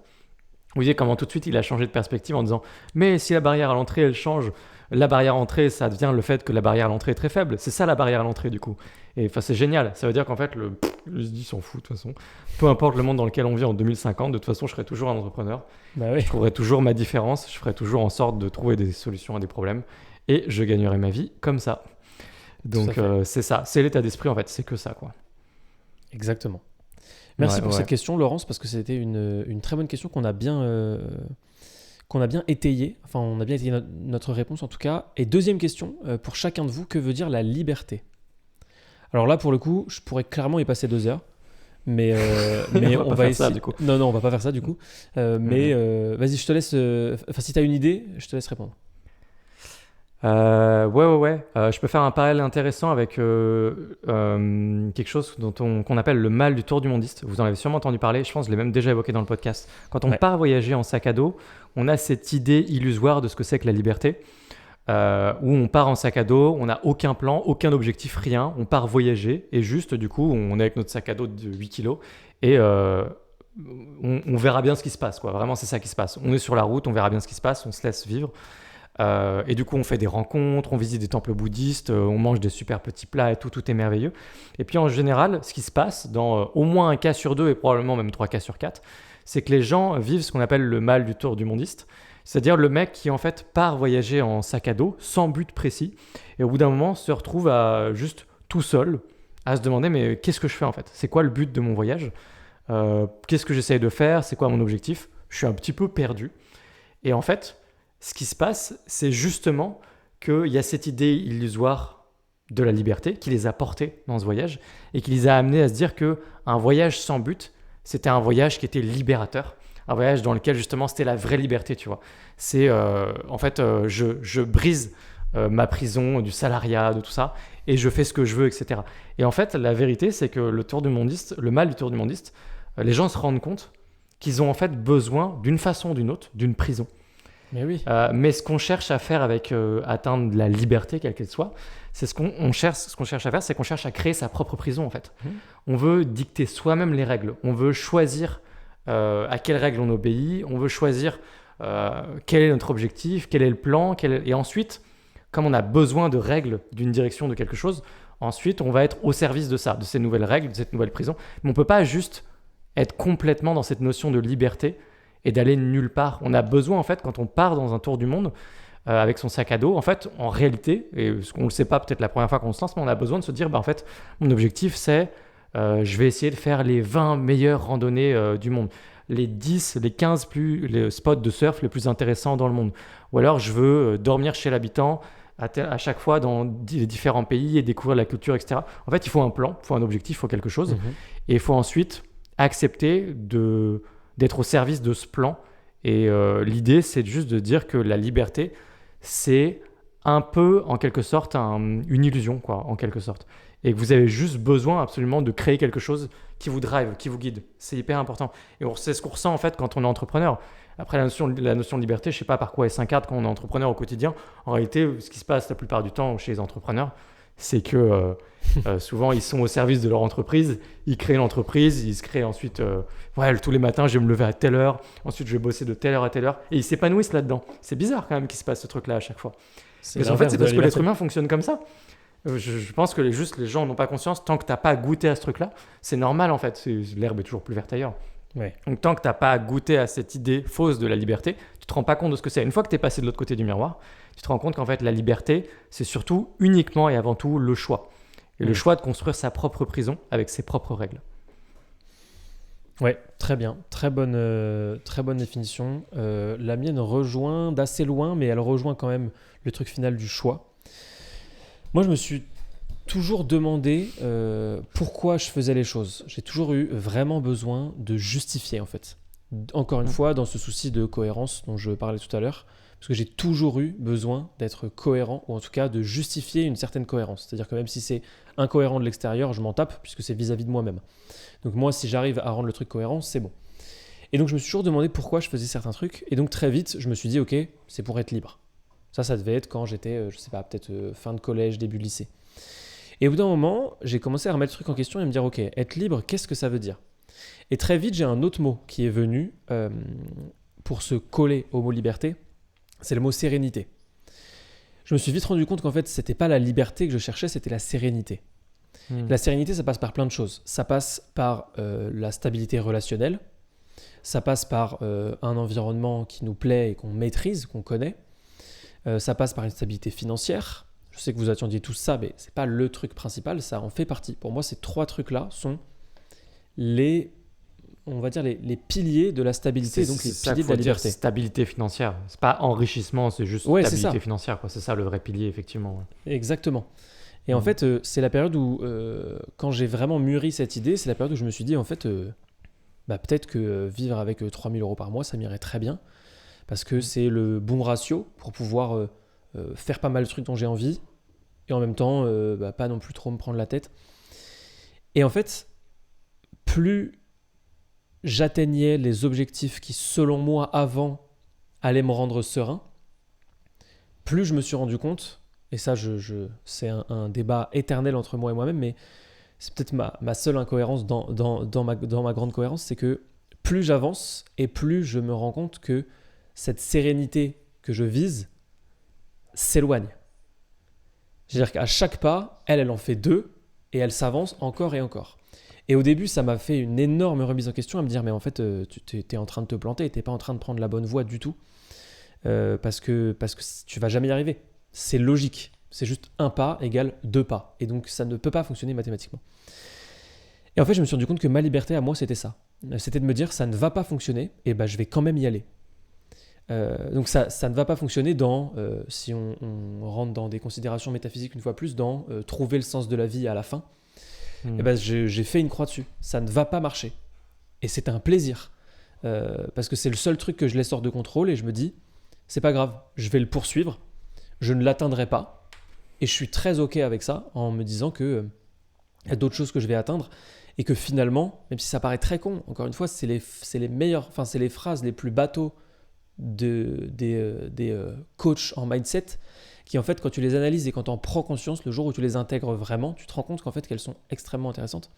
C'est que c'est le chemin qui compte. Et moi, j'ai toujours visé l'objectif. J'ai toujours visé l'objectif, et un jour, je me suis rendu compte que l'objectif, je ne l'atteindrai pas. Parce qu'il augmente, naturellement. Je suis de nature à ce qu'il augmente. J'en veux toujours plus, je veux toujours faire plus, je veux toujours plus d'argent, je veux toujours un meilleur endroit où vivre, je veux toujours plus, je veux toujours une meilleure relation avec plein de gens. En fait, ça ne tarit jamais. Et ça fait des années, vraiment des années, je veux dire, pas que 2-3 ans. Et donc, en fait, je me rends compte que... Et c'est que le début. Et c'est que le début. Donc, je me dis, ça va être de pire en pire. Et il faut juste l'accepter, parce que sinon je serais malheureux toute ma vie, et me dire que en fait c'est ça, moi, ma liberté. C'est de poursuivre ce chemin-là. Et donc je pense que c'est la définition que j'ai adoptée maintenant, et ça me va très bien. Ouais, sur le fond, on se rejoint en fait. Hein, tout à fait. Finalement. Ouais. Moi en tout cas, j'ai pas pu m'empêcher de faire le lien avec le voyage, parce que ça a été le truc qui m'a le plus... drivé pendant des années, le voyage, et le voyage porte en elle une idée de ce que c'est que la liberté. Ouais, bien sûr. Tu pars avec ton sac à dos et tout. Et combien de fois j'ai ressenti ça, de me dire, mais qu'est-ce que je fais là ? C'est quoi le but ? Voir d'autres plages. Tu sais, c'est horrible de dire ça, parce que si tu y es pas ou que tu l'as pas vécu, tu comprends pas en fait. Mais tu peux pas être blasé de ça, c'est pas possible. C'est que toi, Alexis. Ouais, non, c'est pas que moi. Ça a donné un nom à une maladie qu'on appelle le mal du tour du monde. C'était génial quand même. C'est quand même la preuve, par l'exemple, que la notion de liberté, elle peut être problématique dans un sens. C'est pas vraiment un problème. On débat là, on philosophe, mais c'est une chimère, quoi. C'est vraiment ça. Vous avez besoin de règles, d'un cadre, de quelque chose. Vous avez besoin d'un but. Vous avez besoin, même quand vous voyagez en sac à dos. Évidemment, au début, ça va bien se passer. Vous allez partir sans but, sans rien. Vous allez faire ça 1 mois, 2 mois, 3 mois. Ça peut marcher. Mais souvent, vous savez, le fameux tour du monde, ça se fait en 1 an, en 9 mois, en 1 an, en 1 an et demi. En fait, souvent, à mi-parcours, les gens se remettent en question. Ils se disent, putain, pourquoi je fais tout ça ? Et à mi-parcours, souvent, ce qui se passe, c'est qu'ils changent, ils pivotent un peu le voyage. Ils se disent, en fait, mon voyage, ça va être plutôt comme ça. Ça va être plutôt, le but, ça va être ça maintenant. Où je veux tel objectif, etc. Ils ont besoin de quelque chose. Il faut s'accrocher à quelque chose, tu vois. Et moi, j'ai ressenti ça plein de fois en voyage. Pourquoi est-ce que je suis là ? Pourquoi est-ce que je fais ce que je fais ? Et c'est ce qui fait que j'ai fini toujours par revenir à des choses qui avaient plus de sens pour moi, qui étaient tout ce que je construis aujourd'hui, qui est l'entrepreneuriat en général pour moi au sens large. Voilà. Et comme tu dis, effectivement, le voyage est beaucoup plus important que la destination. Ouais. La destination n'est pas si intéressante que ça, en fait. Non, et puis surtout, Voilà. elle peut ne pas arriver, quoi. Ouais.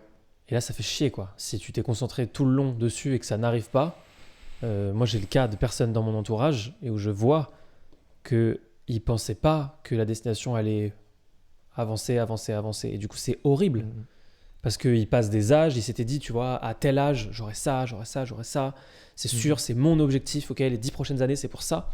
Puis là, l'âge arrive. Puis là, l'âge est passé. Puis ils n'ont pas eu ce qu'ils avaient pensé. Et du coup, bah, quel est le nouveau sens, quoi? Il n'y a plus aucun sens.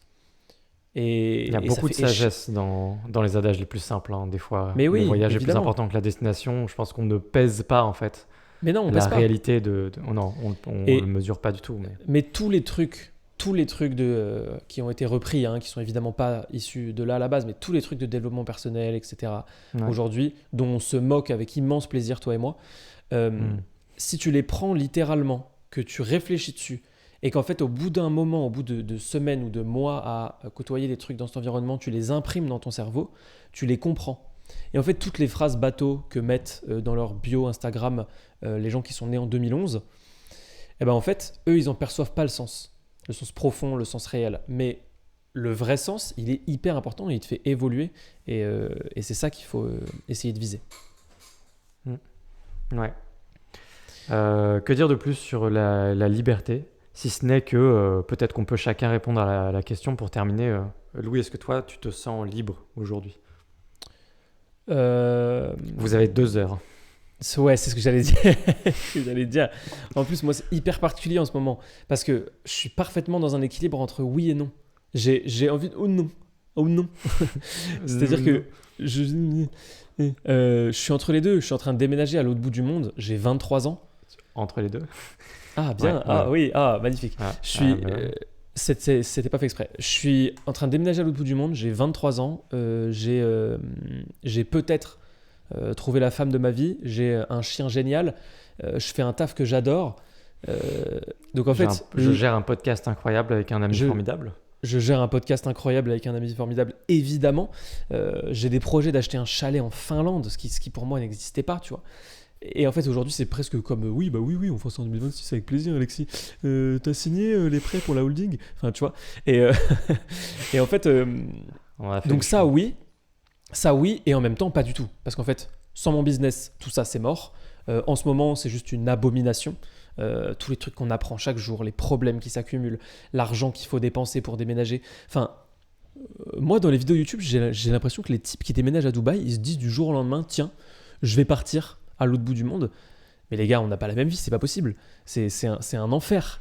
Donc oui et non. Et en même temps, ce oui et ce non me vont très bien, parce que je pense que le jour où je me sentirai libre, c'est que je suis en train d'avoir le mal du tour du mondiste. Et toi, tu te sens libre ? Est-ce que tu te sens libre ? Oui. Ouais. Okay. Absolument. À partir du moment où je ne subis pas ma vie, mais que je l'ai choisie, je considère que je suis libre. Alors, il y a des choses que je ne choisis pas. Hein. Alors, des problèmes de santé, physique, des trucs comme ça ne se choisit pas. Mais je ne semble pas que ce soit le sujet là, ici. On parle quand même vraiment de notre vie un peu professionnelle aussi, et puis finalement même du temps libre qu'on est capable de se dégager dans la vie, de comment on architecte un petit peu notre vie finalement. En ce sens-là, est-ce que je me sens libre ? Oui, à 100%, parce que j'ai choisi en fait tout ce qui m'arrive et je ne le subis pas. J'ai choisi de lancer cette start-up, j'ai choisi de me diriger peut-être vers 5 structures différentes, etc. Quand j'en parle, on se dit je vais subir tout ça, mais je ne subis pas, c'est un choix en fait. Et à partir du moment où c'est un choix, ça veut dire que j'étais libre de faire autrement. J'étais totalement libre de faire autrement, de ne pas faire ça du tout. De rester tranquille, de rester un bon formateur WordPress, le premier de mon marché pendant des années, et puis juste voyager et tout. J'ai pas fait ce choix-là parce que je sentais que c'est un choix qui me correspondait pas forcément à long terme. J'allais finir par le regretter, de juste voyager, etc. Au bout d'un moment, pour moi, ça n'avait plus de sens. Je vous assure que c'est possible. Quand on voyage suffisamment, c'est possible. Et je me considère totalement libre aujourd'hui. Je suis très content de m'enfermer dans mes propres règles, que sont une start-up, plein de structures, plein de projets comme on le fait aujourd'hui. Je suis très épanoui là-dedans, notamment parce que la quantité de choses que j'apprends à la minute est assez impressionnante. Et du coup, j'ai l'impression de gagner en maturité à une vitesse folle. Un peu comme si, tu sais, dans une corbeille à fruits, là, tu connais l'astuce, on met des pommes, comme tout mûrit, pour que tous les fruits mûrissent plus rapidement dans la corbeille. J'ai l'impression d'avoir des kilotonnes de pommes sur moi, là, tu vois. Je suis le fruit au fond, là, de la corbeille, et je mûris à une vitesse, t'imagines pas. Ouais, cette métaphore est absolument incroyable. Je suis une banane, voilà. Je suis une banane, les amis, et entouré de pommes. Et non, ça se passe entouré de pommes. Et ça se passe incroyablement bien. Quand je dis ça se passe incroyablement bien, je m'attends à des turbulences. Et ça ne peut pas être autrement. C'est normal, ça fait partie du voyage. Je prends beaucoup de plaisir. Et c'est un kiff total. Donc non, je regrette pas du tout. Je ne regrette toujours pas après 10 mois de dépenses et de savoir que je vais avoir mes premiers employés bientôt, etc. Je suis très raccord avec moi-même sur tout ce qui se passe en ce moment. C'est un plaisir parce que je vois vraiment, vraiment, vraiment ça comme un jeu. Et je suis en train d'apprendre plein de trucs, c'est génial. Ok, très bien. On peut se prendre, parce qu'il nous reste une dernière question. Oui, on va être peut sympa. Se prendre cette dernière question. Elle va se faire rapidement en plus. Je te la lis. Ouais, vas-y, c'est toi le lecteur des questions. On a Moog6513 qui nous dit excellent épisode, avec plaisir, merci. J'espère que tu apprécies celui-là. N'hésitez pas à mettre un like, à vous abonner, à partager sur les réseaux sociaux et à poser une question évidemment. J'attends celui avec les alphas avec impatience, ça n'arrivera jamais puisqu'on ne tient absolument aucune parole dans ce podcast, vous l'avez compris. J'ai une question pour vous deux. Il y a un moment, vous deviez aller voir un combat de MMA. Aïe aïe aïe. J'aimerais savoir ce qui vous attire dans ce sport et à votre avis pourquoi on en parle de plus en plus partout. On va commencer par la deuxième partie de question. Non, mais attends, il y a un moment où vous deviez aller voir un combat de MMA. Bah oui. Ouais, je pensais qu'on parlait du combat de Elon Musk et Mark. Ah, non. Parce qu'on avait parlé d'aller voir ce combat-là qui n'a jamais eu lieu. On serait allé le voir. Enfin, on n'aurait pas pu, notamment à l'époque. Mais... On n'aurait pas pu en termes financiers, tu veux dire ? Non, on ne pouvait pas. On n'était pas dispo l'année dernière. Oui, c'est vrai, il y avait un truc. C'est moi qui n'étais pas dispo. Je crois, surtout. Mais moi, ça ne m'arrangeait pas non plus. Le timing n'était pas bon. Okay, bref. Alors, ce sujet-là, moi j'ai l'impression que c'est un peu comme le sujet des avocats au toast pour moi. Les avocats au toast, c'est un peu un truc que la société d'aujourd'hui m'a volé. C'est un truc qui m'appartenait, qui était à moi, et on m'a volé mon souvenir, on a corrompu mon souvenir des avocats au toast. Alors qu'est-ce que je suis en train de raconter ? En fait, il y a des années en voyage, je me suis rendu compte que j'adorais les avocats. Dans mon voyage, j'étais au Laos. Et au Laos, dans la rue, ils servent facilement des sandwichs, des petits sandwichs, vraiment des sandwichs baguettes, comme en France. Il y a plein de produits français au Laos. Je vous laisse imaginer pourquoi. Il y a de l'avocat dedans, ils mettent de l'avocat et j'en ai acheté un. C'était en 2016, je pensais que j'aimais pas l'avocat et j'ai adoré mon petit sandwich et je me suis retrouvé à manger très souvent des sandwichs à l'avocat et donc à découvrir une passion pour l'avocat. Alors du coup, comme je suis un passionné de café naturellement, dans des coffee shops, qu'est-ce qu'on trouve ? On trouve des avocats au toast, figurez-vous les amis. Et donc, je mange tout le temps des avocats au toast depuis des années. Or, il se trouve que là, ces dernières années, depuis un paquet d'années, je me suis rendu compte que c'était un truc vraiment de hipster de manger des avocats au toast dans des coffee shops dont les gens se moquent parce que maintenant, c'est un produit qui vient de l'autre bout du monde, que les hipsters, les gens qui ont de l'argent et qui vont dans des coffee shops et qui sont supérieurs à tout le monde mangent. Et donc, d'un seul coup, moi qui étais passionné depuis plusieurs années d'avocat et qui adorais manger des trucs avec de l'avocat, d'un seul coup, la société arrive sur moi tel un prédateur, tu vois, et m'arrache mes souvenirs, mes valeurs, tout ce qui est important pour moi en rapport avec les avocats. Et me dit, en fait, Alexis, tu es un hipster qui mange de l'avocat pour te sentir supérieur au reste du monde. Tu vois, je l'ai vraiment vécu comme ça. J'étais très triste. Bien. Et si je puis me permettre, est-ce que c'est pas justement tes souvenirs et tes expériences qui ont fait de toi un hipster plutôt que l'inverse ? Alors en l'occurrence les sandwichs à l'avocat dans les rues au Laos c'était 2 €, hein, donc non mais je sais pas si c'est très raccord avec le côté hipster du coup. Moi j'ai pas tant la notion dans des coffee shops en plus. Moi j'ai pas la notion pouvoir d'achat du hipster. Le hipster normalement c'est quelqu'un qui a un pouvoir d'achat un peu supérieur pour moi, en tout cas un peu supérieur. Parce que ça il va manger des avocats de toast dans un coffee shop, ce qui est cher. Oui, ok, effectivement, mais je l'avais pas trop. Moi j'avais plutôt vraiment le côté je vais manger mon petit avocat. Tu vois l'idée quoi. Okay. Puis après, on a tous les mêmes références en tête, mais très bien. Et puis après, je vais faire du lancer de hache. Non mais tu vois l'idée. Mais voilà, et donc, la société a corrompu mes souvenirs des avocats de toast. Et il s'est passé la même chose avec les arts martiaux. Pourquoi il s'est passé la même chose avec les arts martiaux? C'est que je vois bien que... Alors, les arts martiaux, non, c'est le MMA en l'occurrence. Mais là, je vois bien que le MMA, c'est un truc qui est super à la mode, dont tout le monde parle, qui est absolument partout sur YouTube maintenant. Et moi, les arts martiaux, c'est un truc dont je suis passionné depuis que je suis gosse. Et là, il se trouve que le timing dans ma vie fait que je pensais pouvoir reprendre les arts martiaux plus ou moins maintenant. Ce que j'ai fait, je vais en parler dans un instant. Du coup, en même temps que ça arrive, d'un seul coup, il y a une déferlante de MMA partout, partout, tout le monde en parle. Et j'ai l'impression que ça devient maintenant nul de dire ouais, maintenant moi aussi je prends des cours de MMA parce que tout le monde prend des cours de MMA parce que ça devient un truc super cool, un truc de hipster, hein, j'imagine, comme les avocats de toast. Les hipsters maintenant ils mangent des avocats de toast dans des coffee shops et ils vont faire du MMA. Ce sont des gens en bonne santé finalement. C'est des trucs, ça m'appartient. Pourquoi vous faites ça? Pourquoi vous me faites subir ça? Ouais. Le MMA, alors pas le MMA, pas du tout le MMA. Les arts martiaux, c'est un truc qui est super important pour moi depuis que je suis jeune, très jeune. J'avais une passion pour les arts martiaux, plutôt côté Asie, Kung Fu, Jet Kundo, des trucs comme ça. J'ai fait du judo, moi, pendant 9 ans. Je suis presque allé à la ceinture noire. Bon, je sais pas, je raconterai ça un autre jour, mais si vous voulez savoir ce qui s'est passé. J'en savais rien. Mais voilà, j'ai failli avoir la ceinture noire, je l'ai pas eu. Et j'ai arrêté à mes 18-19 ans, un truc comme ça. Et du coup, j'ai fait une pause dans ma vie d'à peu près 13-14 ans. Autrement dit, je n'ai jamais remis un orteil dans les arts martiaux, que ce soit le sport de combat, boxe, arts martiaux, kung fu et compagnie. Rien de tout ça. Mais moi, en fait, c'est un truc que j'ai cette obsession-là depuis que je suis jeune. Moi, quand j'étais plus jeune, je rêvais d'aller dans un monastère en Chine pour aller faire du kung fu avec des moines Shaolin. Ce qui se fait, ça peut se faire et ça coûte pas très très cher en plus comme expérience. Et plus tard, quand je suis parti faire mon tour du monde en sac à dos, je voulais aller dans un camp pour faire du Muay Thai et ensuite aller faire des combats sur un ring. Et plein de fois, j'ai eu des expériences comme ça dans ma vie. J'ai toujours été passionné par les arts martiaux. Pas sport de combat, tout. La boxe, ça m'intéressait pas du tout. Mais vraiment les arts martiaux. Et moi, là, pendant des années, en fait, j'ai eu des problèmes de santé, des problèmes physiques qui fait que je pouvais pas forcément me lancer dans tout ça. Il se trouve que ça va mieux depuis environ l'année dernière. Et donc là, à un moment où le MMA est effectivement très très à la mode, j'en ai bien conscience, moi je cherchais à reprendre les sports de combat depuis un moment et je regardais ce qu'il y avait autour de chez moi. Il se trouve que j'habite pas dans une grande ville, donc j'ai pas l'embarras du choix et j'ai trouvé un coach autour de chez moi et dans ce qu'il propose, il y a du MMA. Alors j'avais pas 36 choix et du coup j'ai pris ce qui me semblait le plus intéressant. Moi ce que je voulais le plus faire là ces derniers temps c'était du Muay Thai. Et donc je me suis dit, je vais prendre le MMA, il y a un peu de Muay Thai, il y a un peu de tout, mais écoute, c'est pas mal, ça m'intéresse.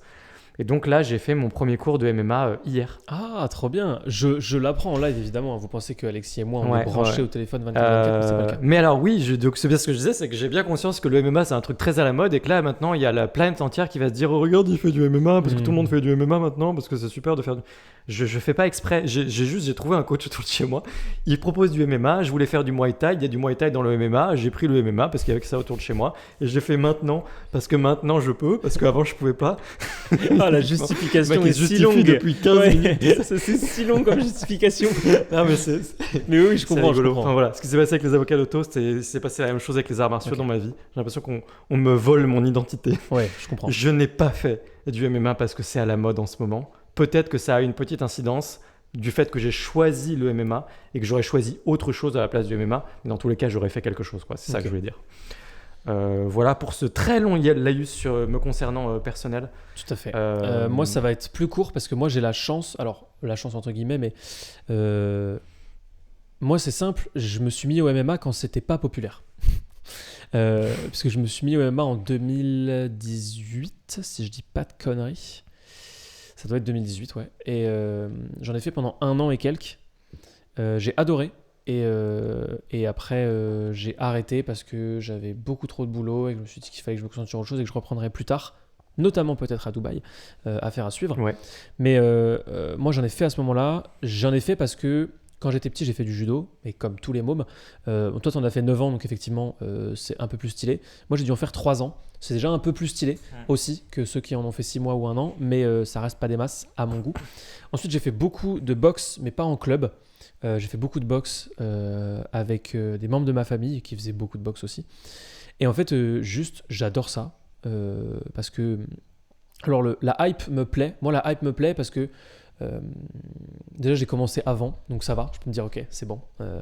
Ça, j'ai pas ce problème. Mais en plus, parce que ça attire plus de monde. Qui dit plus de monde dit plus de budget. Ouais. Qui dit plus de budget dit plus de fanservice. Et vous avez commencé à le comprendre, j'adore le fanservice. Je vis pour des événements où il y a plus longtemps de show et d'entertainment que de combats. Spéciale dédicace à tous les combats qui se passent à Riyad en ce moment où c'est littéralement ça. Mais ça reste un bonheur. Moi, je suis très content de ça. Ça me manque énormément. Et qu'est-ce qui m'attire dans ce sport ? Moi, c'est vraiment le côté tout.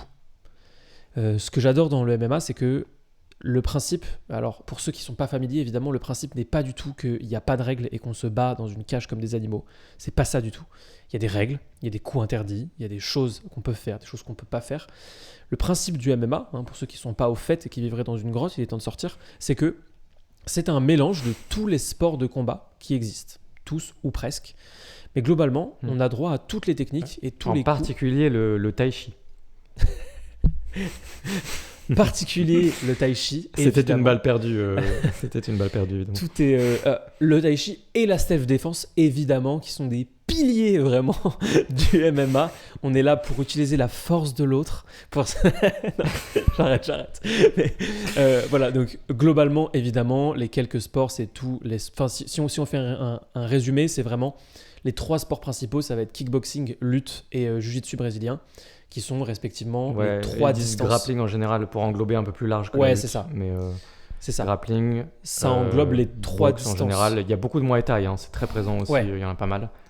Et boxe anglaise. Sinon... Et ça englobe les 3 distances en fait au MMA, c'est-à-dire pied-point où on est debout, collé où là on fait plus de la lutte pour arriver au sol, et le sol on arrive sur du jiu-jitsu. Moi c'est ça que j'aime bien, c'est le fait qu'il y ait tout. Et que ensuite tu es complètement maître de ton corps pour du combat, certes, mais aussi, on va pas se mentir, pour des questions de confiance en soi, de maîtrise de soi, de canalisation de son énergie, enfin tout ça quoi, toutes les raisons en fait larges. Moi je résume la raison pour laquelle je fais moi du MMA, je vais la résumer en une phrase et tu vas me rejoindre, je suis sûr, Louis. C'est cette fameuse expression, il vaut mieux être un guerrier dans un jardin qu'un jardinier dans une guerre. Exactement. C'est la seule et unique raison pour laquelle... Alors moi, c'est vraiment à des fins de développement personnel, effectivement, plus large, mais s'il y a une phrase qu'il fallait retenir de pourquoi est-ce que je fais du MMA, c'est celle-là, en fait. J'ai envie d'être un guerrier dans un jardin, tout simplement. Et je pense que c'est intéressant de se développer dans cette direction-là, de prendre confiance en soi, de savoir un petit peu... Parce que, en vérité, si vous faites ne serait-ce que 6 mois d'un sport bien choisi, etc., vous allez prendre en confiance déjà pour vous défendre un petit peu. L'idée, c'est pas de faire n'importe quoi, et si vous voyez un mec qui sort un couteau, pas forcément faire preuve de zèle, etc. Mais même si vous n'allez pas choisir sur le moment, je pense que c'est l'adrénaline qui va prendre le relais, mais dans tous les cas, voilà, je pense que c'est intéressant, homme, femme, de faire à un moment dans votre vie un stage. Et quand je dis un stage, je parle de plusieurs mois, en fait, minimum, de faire des expériences. Moi, je prends un coach particulier, ça correspond plus à mon timing, je suis content de pouvoir le faire le matin et tout. J'ai pas envie d'avoir des cours collectifs à 21h ou ce genre de choses. Ça te coûte je pense que j'irai vers des cours courts à un moment pour explorer un peu d'autres types de combattants, etc., pour avoir un peu de variabilité dans les gens avec qui je m'entraîne. Les cours particuliers, moi, ça coûte combien ? Ouais. Alors là, normalement, à l'unité, c'est 75. Et si j'achète un forfait de 10 heures d'avance, ça me fait 60 €. Ok. Avec un prof très sympathique qui a 30 ans d'expérience et qui fait très très bien l'affaire. On s'est très bien entendu hier, c'était top. Ok. Donc voilà, je vais acheter 10 heures du coup d'avance et je vais faire ça tous les lundis matins, je pense, ou un truc comme ça. Une fois par semaine, parce que j'ai littéralement pas le temps de faire plus. Ouais. Je fais 2 autres sports en même temps, enfin c'est infernal. Donc j'ai vraiment pas le temps, mais à terme, là, d'ici 2 mois et quelques, mon objectif, c'est plutôt de le faire entre 2 et 3 fois par semaine. On verra, du coup, à ce moment-là. Tu risques de ralentir la prise de poids générale fortement. Oui, on verra comment ça se passe. Parce que par rapport à la fréquence, tu veux dire les 3 fois par semaine, je suis pas inquiet. Alors, les 3 fois par semaine, c'est sûr. Même les là, fois par actuellement, je suis pas en prise de poids. Il se trouve que là, en ce moment, je suis en pleine stagnance volontaire, maintenance, voire même très légère perte. L'idée maintenant, c'est que je me mette un petit peu bien là au niveau des abdomens, que je vois un petit peu plus de ces petits abdos là qui sont un petit peu cachés. C'est ça l'objectif là dans les 45 jours. Donc la boxe va m'aider, c'est parfait du coup. Tout à fait. Je vous rassure, je suis pas en train de dire que je veux perdre 5 kilos, sinon tout le monde va s'inquiéter. Ils vont se dire, mais attends, il va finir anorexique. Je ferai les podcasts seul. Où est Alexis? On ne voit pas Alexis sur le. 1,5 kg, un truc comme ça, un truc très discret. Vous verrez pas du tout la différence, mais moi je la verrai. Vous la verrez pas parce que j'ai pas l'intention de tourner ces podcasts torse nu. Mais c'est ça, le but, c'est de pouvoir éventuellement tourner les podcasts torse nu si j'en ai envie. Dans un chalet en Finlande. Dans un chalet en Finlande, exactement. Mais voilà. Alors juste, on n'a pas répondu par contre à cette personne, pourquoi est-ce que le MMA est très populaire en ce moment et qu'elle le voit partout. Il y a une réponse simple à apporter, je sais pas si tu veux lui dire, parce que je pense que peut-être que cette personne ne le sait pas. Du coup, mais l'arrivée du MMA en France, peut-être tu veux juste oui, expliquer à cette personne. La ça loi. explique, parce qu'en fait, aux États-Unis, c'est la hype est là depuis longtemps. Quoi, ouais, en fait, hein. Carrément. C'est pas nouveau. Pour ceux qui ne seraient pas tout à fait au courant, le MMA, c'était pas légal en France avant, et depuis 2020, il me semble que c'est 2020 parce que un des endroits où j'avais fait du MMA, ils ont pu recevoir une cage et tout pour entraîner les pratiquants. Donc effectivement, c'est 2020, et c'est légal en France, ça y est. Ce qui permet aussi de faire des compétitions. Donc c'est pour ça qu'il y a des compétitions en France du UFC. S'il vous plaît, si vous êtes de l'équipe des gens qui disent UFC à la place de MMA, c'est terrible. Il faut immédiatement arrêter ça. Le sport, ce n'est pas de l'UFC. C'est comme dire, je fais pas du basket, je fais de la NBA. Ça n'a aucun sens. Je savais pas qu'il y a des gens qui faisaient ça. Plein. En général, ils ont plus de 40 ans. Ouais. J'ai rien contre vous, je vous adore, mais ça, il faut arrêter. Et donc, globalement, c'est pour ça que c'est devenu beaucoup plus populaire. C'est qu'en fait, maintenant, on a des sportifs français qui combattent en France, qui sont des porte-étendards. On a, il y a beaucoup plus de lumière parce qu'il y a beaucoup plus de lumière en France, tout simplement. Je pense que j'avais entendu une lecture qui était très intéressante aussi de pourquoi le MMA a un potentiel aussi important pour être un sport aussi populaire. Je trouve ça très intéressant. En fait, c'est la même raison pour laquelle on regarde les Jeux Olympiques ou on suit n'importe quel sport et n'importe quelle compétition. On a toujours envie de savoir qui est le plus fort, finalement. Hein, c'est quelque chose d'assez tribal. Mais ce qui est intéressant avec le MMA, c'est que du coup, ça prend vraiment au sens littéral la notion de qui est le plus fort. C'est-à-dire que au lieu de se demander qui est le plus fort en s'envoyant un ballon ou en s'envoyant une balle ou en essayant de courir plus vite ou je sais pas quoi d'autre, littéralement on prend deux personnes, petit astérix, on prend deux pays ou deux communautés ou deux tribus, on les met dans une cage et on dit voilà qui est le plus fort. Et en fait c'est la notion la plus pure entre guillemets, ça veut pas dire que c'est le sport le plus noble, le plus important, etc. Vous prenez comme vous le voulez. Je veux dire juste que c'est l'expression un peu la plus pure de ce que c'est le sport à la base, qui est en fait de l'affrontement, la confrontation, qu'on retrouve en fait fondamentalement dans n'importe quel sport. C'est juste que des fois, il y a certains sports, on s'éloigne énormément de cette forme-là et on se demande même où est-ce que ça reste en fait dans le sport. Concrètement, on dit attends, qui bat quoi, comment ça se passe, comment on en est arrivé de moi plus fort que toi à juste des sports aussi bizarres. Avec des trucs, avec des règles aussi bizarres où on se dit mais en fait ça c'est un sport et tu vois il y a ce truc là un petit peu alors que... Tu parles évidemment du curling par exemple. Oui, je sais pas, oui, pareil. du Quidditch. Oui, voilà. Non mais c'est vraiment ça. Et là en fait c'est au contraire, c'est-à-dire que dans le niveau de sophistication du sport et de la notion d'affrontement et tout, il y a des trucs où on est très très très très éloigné du noyau, du cœur en fait de ce que c'est que le sport et la confrontation à la base et moi plus fort que toi. Et en fait, le niveau de sophistication, à peu près le niveau 0, en fait, qui est le truc le plus proche du cœur du sujet, c'est en fait les sports de combat. Ouais, tout à fait. Et c'est littéralement, on met deux mecs dans une cage et on voit qui est le plus fort, quoi. C'est le sport, en fait, le vrai sport de tous les sports, c'est le moi plus fort que toi. C'est le vrai sport caché derrière tous les sports. Et il se trouve que le MMA, c'est un peu le sport avec cette expression la plus pure, encore une fois, de l'agressivité, de la combativité, enfin de l'affrontement de deux tribus, de deux pays, de deux communautés. Donc c'est vraiment ça en fait qui fait le succès du MMA et qui va faire le succès du MMA dans les prochaines années de plus en plus. C'est très rentable comme sport. J'ai regardé les chiffres de l'UFC. En 2023, c'était 1,5 milliard. C'est quoi leur plus grosse source de revenus sur les 1,5 milliards ? C'est les pay-per-view. C'est les droits de diffusion. Ouais, c'est ça. Comprenant du coup le pay-per-view mais c'est le droit de diffusion, c'est effectivement juste c'est les contrats quoi, c'est la paperasse, c'est le fait que les plateformes aient le droit de diffuser l'UFC et tout, c'est les 3/4 de leurs revenus, bien loin devant les sponsoring, le merch ou même la vente de tickets, événements physiques, etc. C'est vraiment les droits de diffusion des plateformes. Et ce qui veut dire pour les plateformes. Et ce qui veut dire que ça ruisselle, parce que si c'est les plateformes qui sont... J'ai eu un petit bug, désolé. J'étais en train de dire que ça ruisselle. Si c'est leur première source de revenus, c'est que c'est aussi une source de revenus très importante de la part de ceux qui achètent, donc de la part de ceux qui achètent ces droits de diffusion. Donc les plateformes, RMC Sport, etc., etc. Donc dites-vous que ça commence quand même à être une industrie qui pèse pas mal d'argent. On est loin de la NBA, on est loin du foot, on est loin du foot américain, etc. Très loin, même à des années-lumière, mais ça grossit, ça prend de la place et ça peut devenir extrêmement intéressant dans les années à venir. Il y a un potentiel très important de show-off en général, du côté théâtral, du spectacle. On l'a vu avec le combat Baki Doumbé, mais ça peut vraiment galvaniser les foules, créer des moments de transcendance avec des dizaines de milliers de personnes et créer de vrais spectacles purs. C'est vraiment intéressant. C'est pas forcément un potentiel qu'on a dans tous les sports, loin de là. Le MMA a vraiment ce côté tribal qui fonctionne extrêmement bien dans les aspects purement de marketing, de communication et du sport en général. Donc ce sport a vraiment ça pour lui et très intéressé de voir ce que ça va devenir dans les années à venir en France en tout cas, clairement. Bon du coup, comme Louis a eu un bug, ça signe clairement la fin de ce podcast, c'est les écouteurs de Louis qui étaient fatigués. Mais Louis aussi est fatigué et d'ailleurs moi aussi. Oui, on l'est tous. Donc on va s'arrêter là. Merci beaucoup de nous avoir écoutés jusqu'ici, si vous nous avez écoutés. Sinon, ça veut dire que je ne vous parle pas et vous ne pouvez pas le savoir. Donc, c'est vraiment bizarre de s'exprimer à personne quand je dis ça.